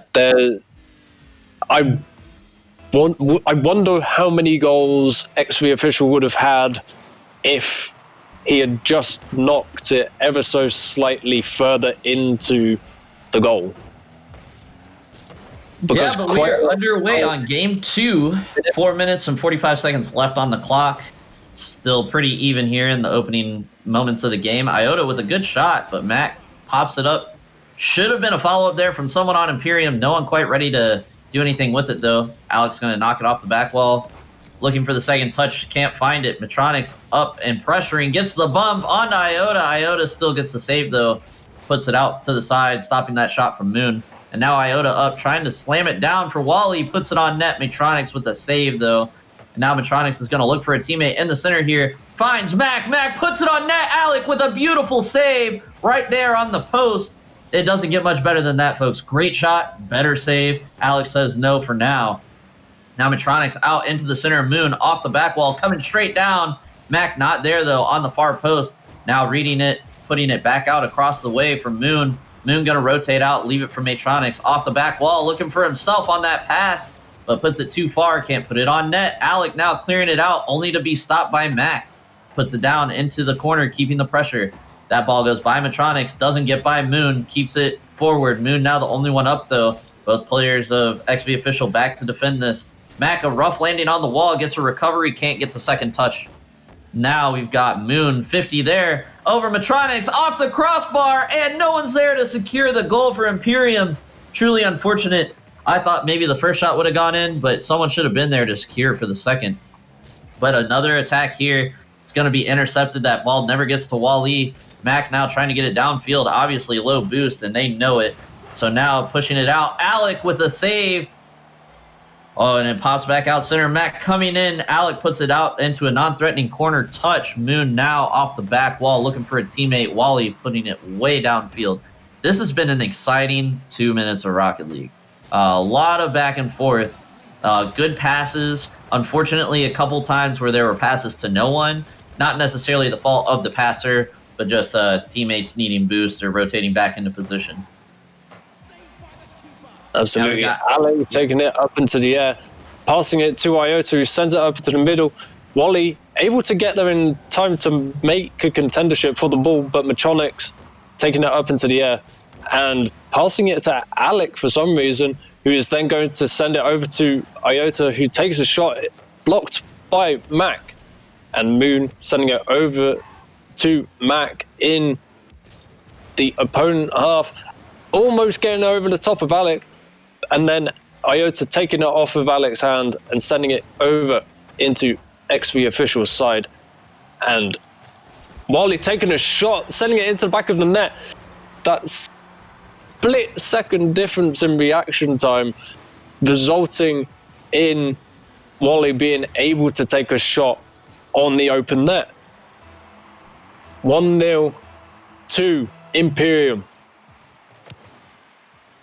Yeah, and that's really rough there for XV Official. Playing, I think, the better game for this game so far. Pretty even, but XV Official with the slight edge. Imperium capitalizing, though. But now this could be rough. Moon off the back wall, not going to be able to be read. Oh, does actually get read by Wally. I did not think he was making that read. That probably saved a goal. Mac puts one on net anyways. Now Moon looking out for the center. PSYONIX coming in for the cleanup. Mac is up, beats Iota, and evens the game very quickly. 1 minute and 30 seconds left to go, and this game is evened up. Yeah, Mac able to...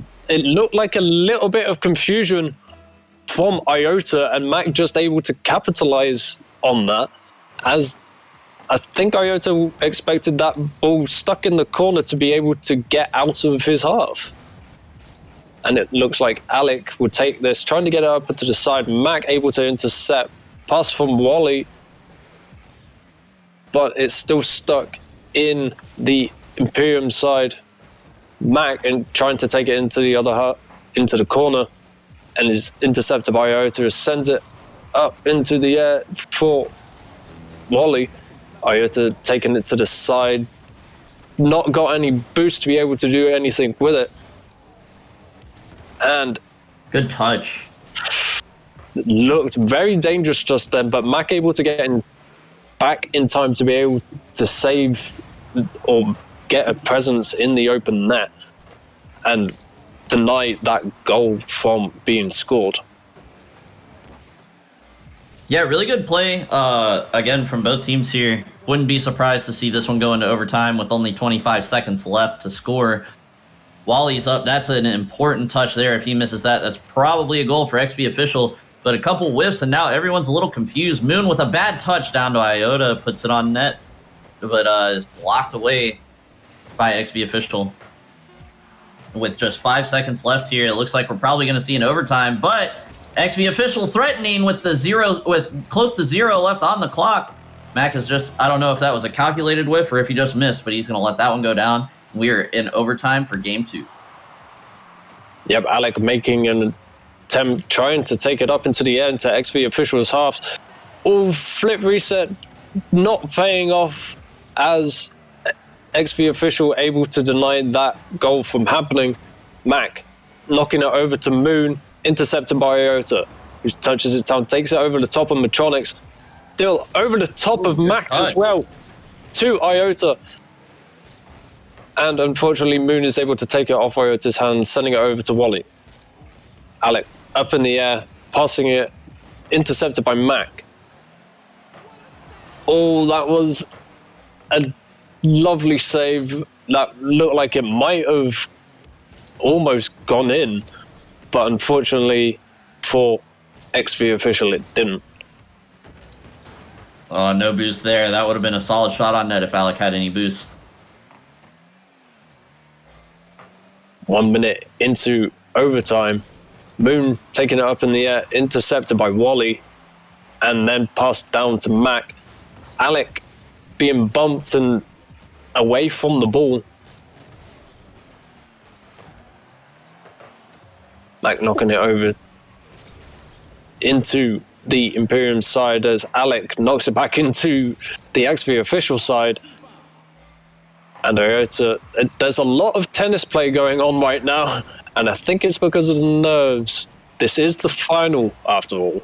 Yeah, no one wants the ball on their half of the field right now, and I don't blame them. Absolutely. Alec taking it off of, I think it was Iota's hand. Yep, as Had a good Iota. pass there, but Metronix, I don't know if he just didn't have ball cam on or what, but just kind of drove away from the ball. That would have been a really good play. I think XP official could have scored off of it.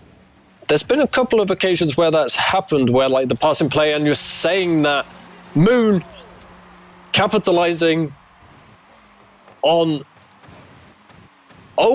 Mac bumping Iota, Yeah. opening the goal for Moon.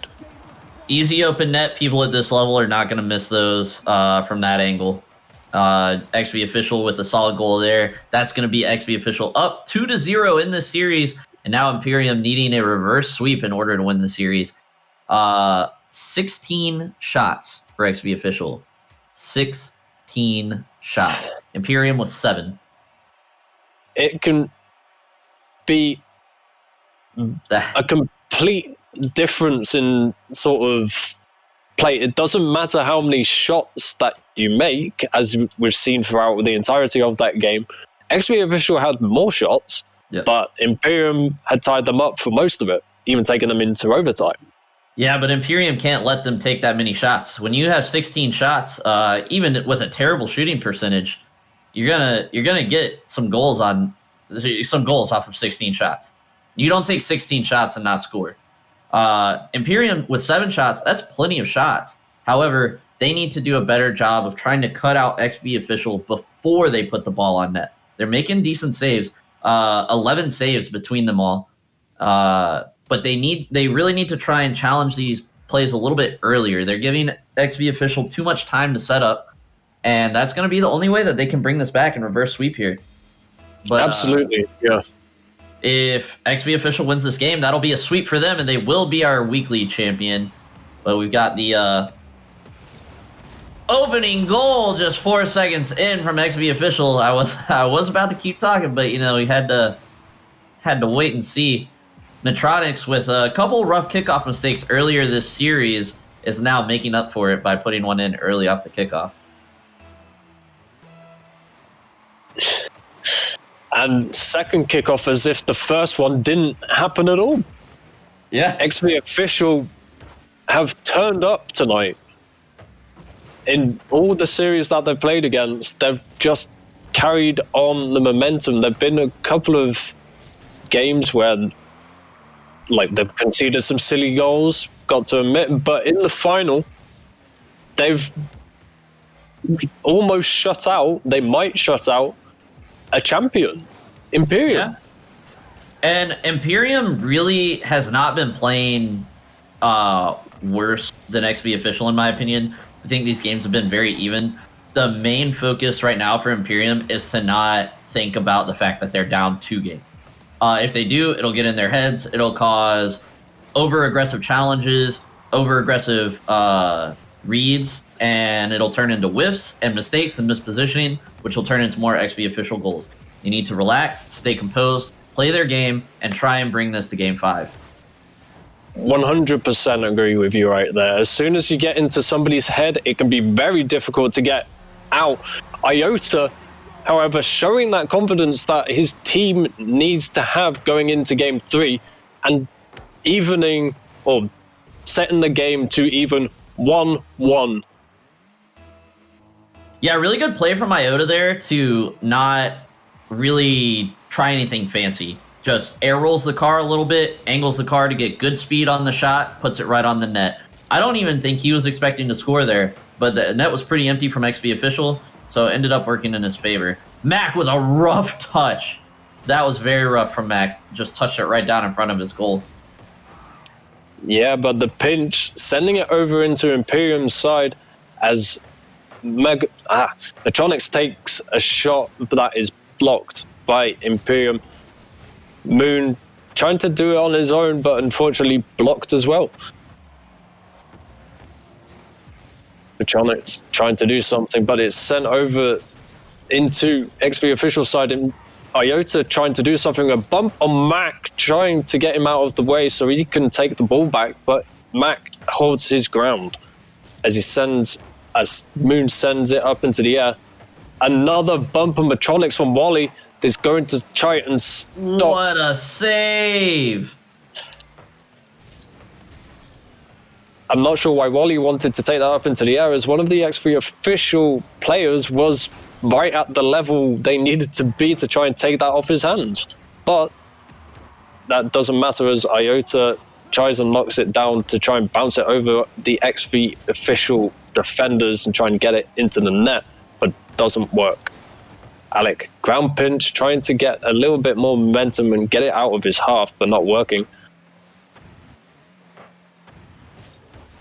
Yeah, and I would like to just go ahead and take this opportunity to let you guys know, after the match is over, don't go anywhere, because we usually like to do some post-game interviews with the players in the finals. Moon taking a shot over the top of one of the defenders, but Wally able to get there in time. Mac taking another shot as there's only one person back. Moon knocking it to the side. A fake. That is going to... fake? I think it was like a change-up shot. Oh, no, it was a fake. Wow. Calculated fake. Wow. Yeah. Either way, it doesn't matter whether it was intended or not. It resulted in a goal. That's all that matters. And as it's 2-1, we said it before, it could be a shutout. The champions could no longer be the champions. They could be dethroned by XV official. It is looking like it could be possible here. If the scoreline stays, XV official will be your next Slips tournament champions. As I've said in the past, earlier on in this tourney, Imperium are former champions. Yeah. The last champions were the Kitty Cats last week, if I believe correctly. Right, okay, well... Is that correct, GJ? That is correct. Okay. Kitty Cats were our previous champions, and I know this hasn't been said, but as much as we wanted them to play, they are currently playing qualifiers in our LCS. Shoutouts to the Kitty Cats. Oh, wow. Well, best luck to them. Best of luck to them. Oh, what a save by PSYONIX. Oh my gosh. The no-look save.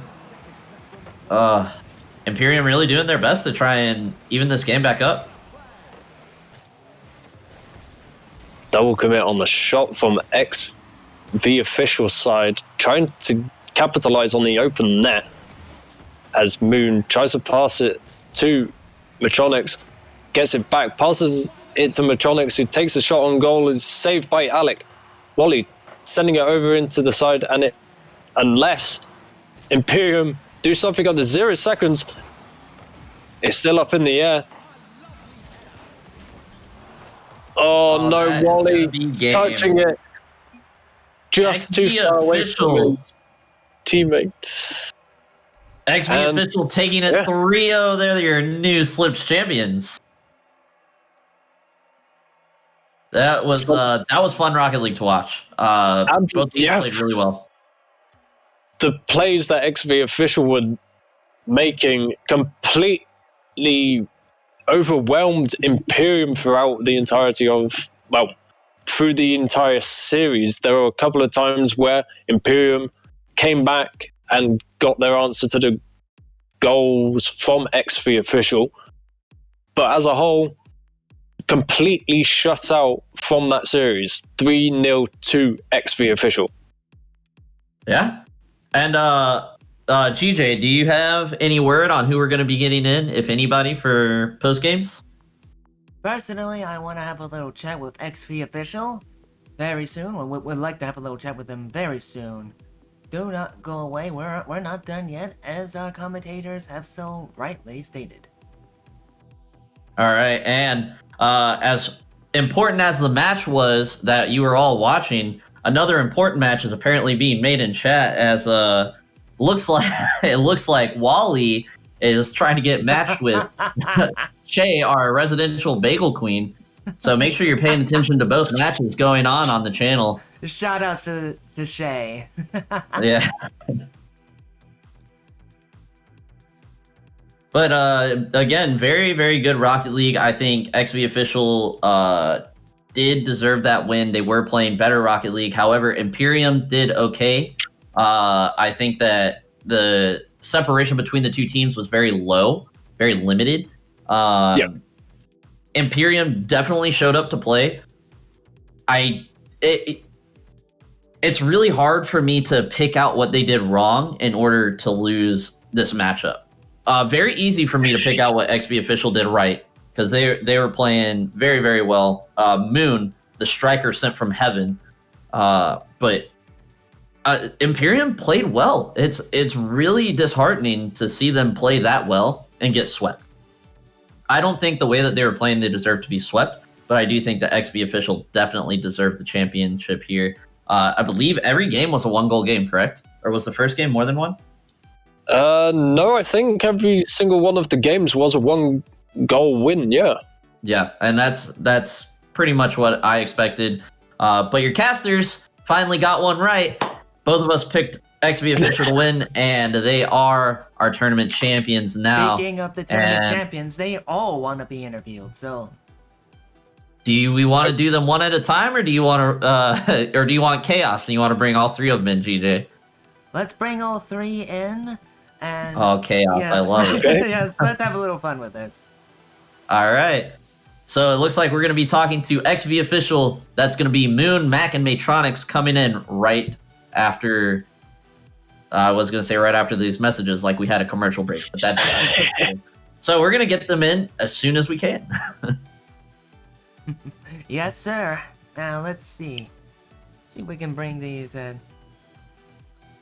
Okay, so Mac doesn't want to be interviewed, but he'll come in. He'll come in with the others. Let's see. Let's see if I'm glad, because I actually have a specific question for Mac. Oh. Yeah. You can ask it in the third person as if you're talking to teammates. I guess. Hang on. We're getting them right now. It took them a little bit. Wait, hey. We were figuring out whether or not we should join. Sorry. Alright, so we got two out of three here. Moonman. You can drag him, GJ. He's right below, in general. Oh. I am unable to drag. He needs to come.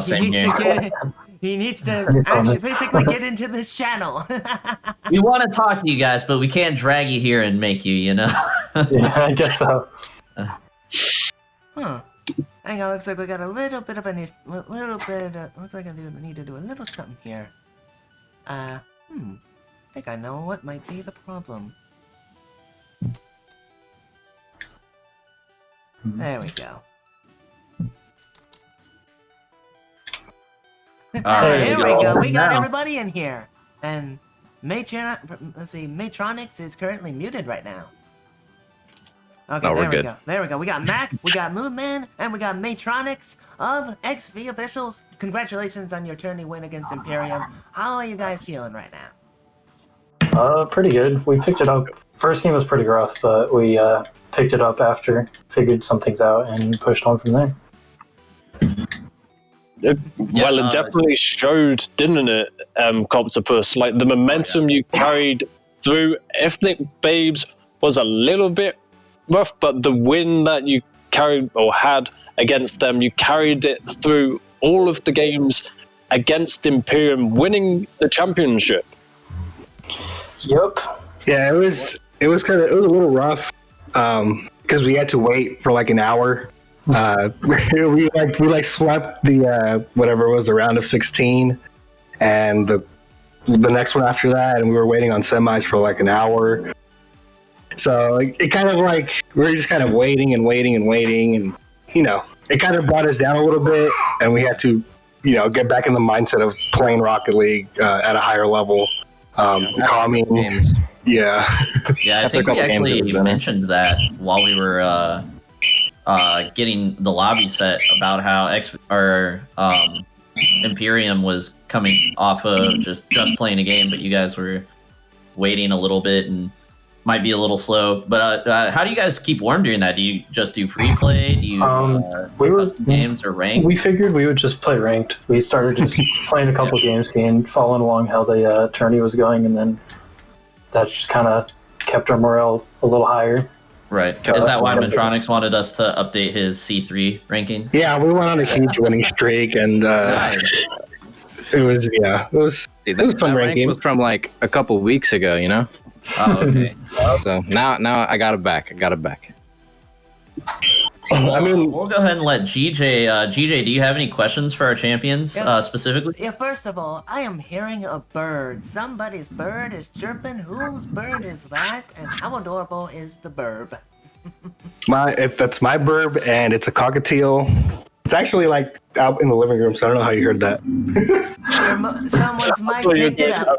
In-person fans sort of cheering you on in the background. It's good to hear. Yeah, speaking of people cheering us on, we actually had our like unsung heroes in the background. We had Resist kind of stepping in. He's one of our subs, but he's also like kind of coach-ish, you know. Okay. He was kind of telling us how everything was going and how what to watch out for and stuff like that. Pretty much giving us hints on what we weren't saying during the games. Mm-hmm. Just like a fourth pair of eyes.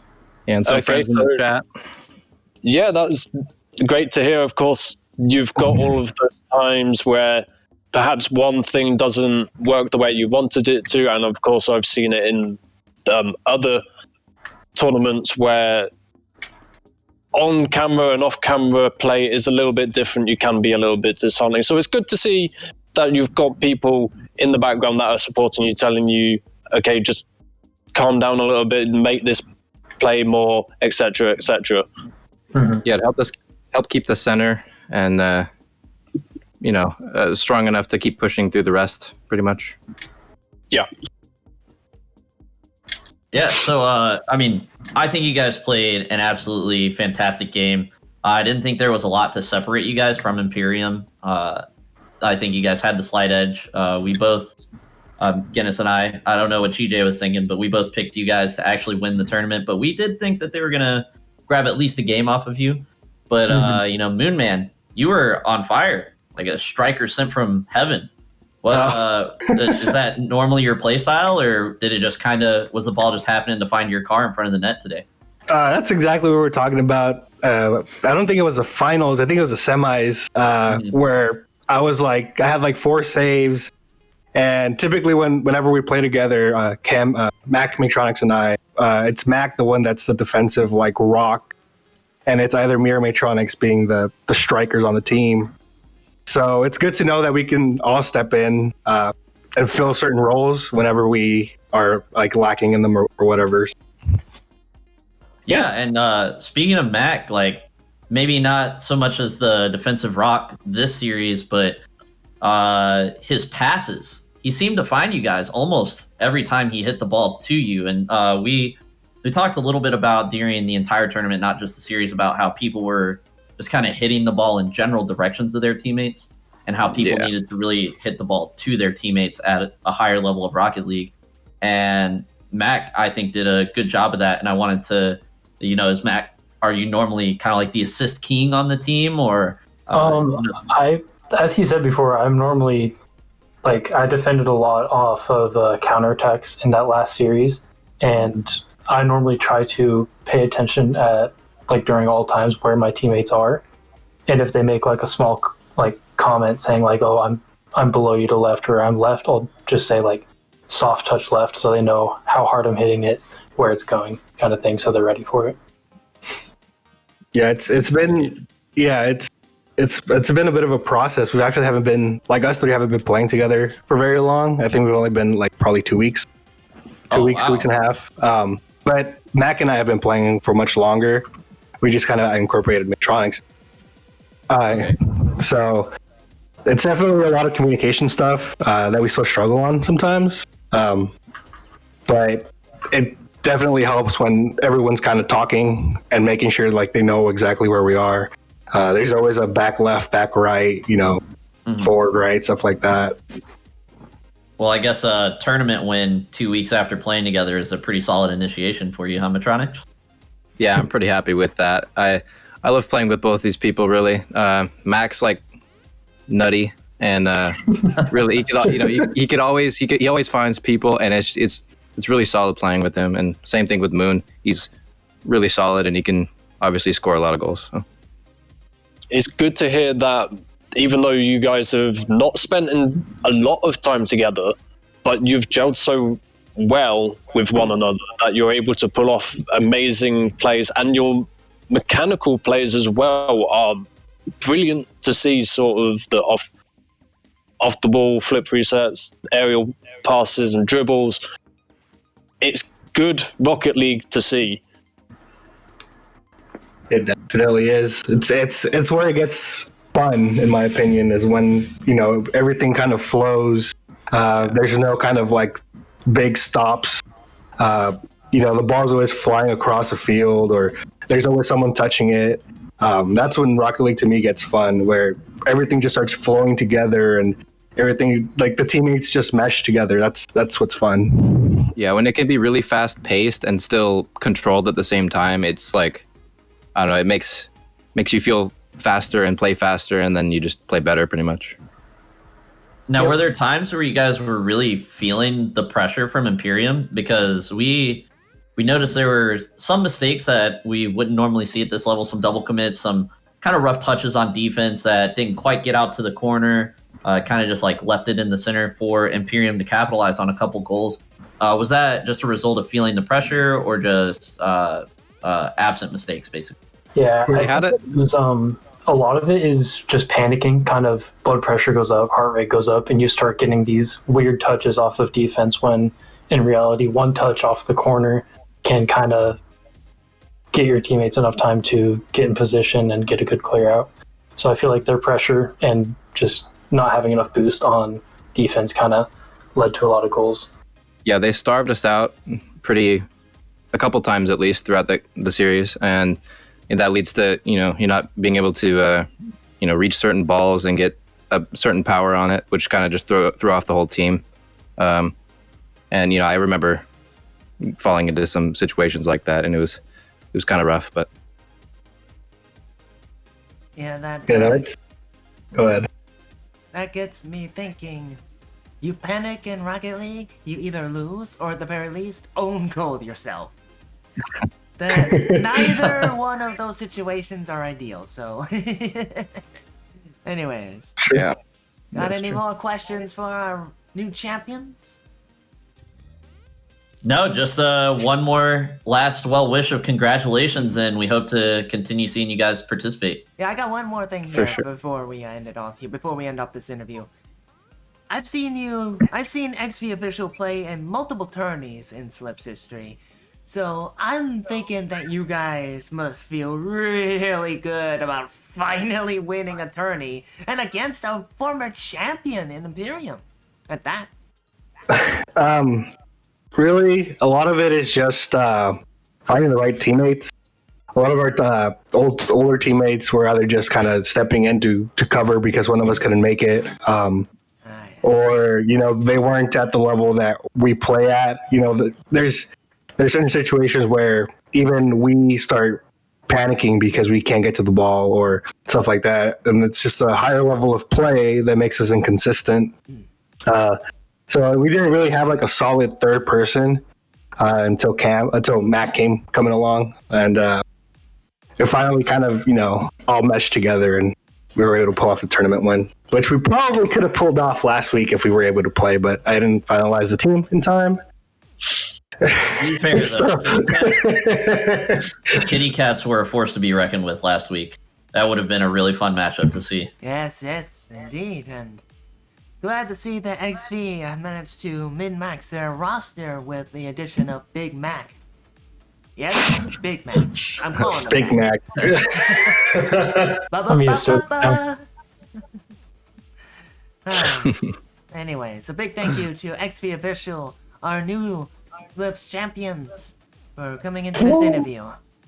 Looks like the chat is in on this. They're in on the Big Mac. Or at least minty freshness. Alright. On that note, ladies and gentlemen, we're gonna clear out the Slip Studio here. We're gonna prepare for the end of this stream. Yes, I know it's been a wonderful series. It's been a wonderful tourney filled with intense action and excitement and close matches all around. The only match that wasn't even close, all things considered, was the finals. All the other matches that we streamed were pretty darn close. In fact, I can take a look at the results here of all these matches, and oh yeah, we've definitely gotten some close ones. We gotten like we got close matches in the round of 16, as well as the quarterfinals and the semifinals. So really, only the finals have been entirely one-sided. That's amazing. That is very amazing. And even though the scoreline shows a one-sided finals, each game was just a one-goal game. Yeah, exactly. It could have really gone either way. Yeah, exactly. That is a key point there. Each game was remarkably close. Now, we got... Okay, so when I said that we're gonna clear out the Slip Studio, I did mean Was that actually the move? Yeah, that was... Oh, okay. Oops. That was with you guys. XP official, everybody! Hi, guys. Okay. A big thank you to them. Okay, so we're gonna bring things back to the regular old studio to end it off here. Guys, take it away. Let's end this off on a high note. Well, definitely some interesting plays, interesting games, some very difficult saves to make, some very easy saves to make, and even some easy flops that could have been made. The finals could have been different if it weren't for those silly mistakes. But Croptopus, what is your thoughts for next week? Closing thoughts. What I really enjoy about this tournament is seeing the progression of the skill as we go from the qualifiers into the finals, and just things get cleaner and more solidified. Going into next week, I'd love to see some of these repeat winners come back and really give us some good content here. We had 21 teams sign up for the tournament this week. We're hoping for a similar turnout next week so we can continue to keep everything hyped up and just generally moving forward. Again, this wouldn't be possible without you guys at home cheering us on, watching, and registering your teams for these tournaments. So please continue to be a part of the Slips community. Participating in chat really lets us, the casters, feed off of your energy. We love interacting with you guys. We keep chat open for the entire time. Obviously, sometimes during the game, we can't really answer your questions, but between games, we really love interacting with you. A big round of applause for GJ. As always, smoothly run tournament. Even when there are hiccups, you can almost be positive that they're not GJ's fault, and that it's usually having to do with the teams not being ready, and then very easily and quickly fixed by GJ. And also a round of applause for Guinness, his debut on this casting table. Beautiful job, play-by-play analysis, both on point, and we can't wait to see you guys next week. Yes. Yes, absolutely. Yeah, of course. Thank you very much for GJ, as Croptopus explained. Always able to keep a solid foundation to the back of Slips. And if you want to be involved in these tournaments, you can join our Discord and get involved, sign up a team, or maybe even throw somebody out of a team that is already been made. And maybe you will be the next champion. Absolutely. Now, before we end it off here, some shout-outs should go out to Naz, our match lobby maker, for making those lobbies, keeping things rolling. Tala, our studio scene manager, for making sure that the lovely studio scenes, match overlays, and what have you have been kept up to date. And of course, a big thank you to Hussein Fazil, the creator of Slips, for making all of this possible. A big thank you to him, of course. And a big thanks to the rest of the Slip staff for doing their part whenever they can. I'm hoping to see the likes of Shay commentate again, or at the very least help us out whenever she can. She wasn't able to take part this time, but next week, I want to see her. And speaking of next week, I'm gonna bring out a challenge for our community of Rocket League players and teams. Next Okay. week's tourney, no one-sided matches, and that's we don't want to have any one-sided streamed matches. That's for quarterfinals, semifinals, finals, maybe round of 16, because I want to see if we can get like 20-some teams again. I want to see like close games from start to finish on the tourney stream. That's my challenge to you all. That's my challenge. We'll sign up a caster team. Don't worry, GJ. We'll help you out. We'll sign up a caster team. Anyways, we're gonna end this off. It's supposed to be not to be one-sided. If we're having a caster team, that's going to be one-sided. Oh yeah, you're right. We would destroy all of the competition. You're so right. That wouldn't even be fair. Or you would be destroyed. Who knows? Okay, all jokes aside, we're gonna end this off here. Big thank you to everybody watching at home. We'll see you guys next time. This is Croctopus and Guinness, and yours truly saying, see you next time. See you next time. See you.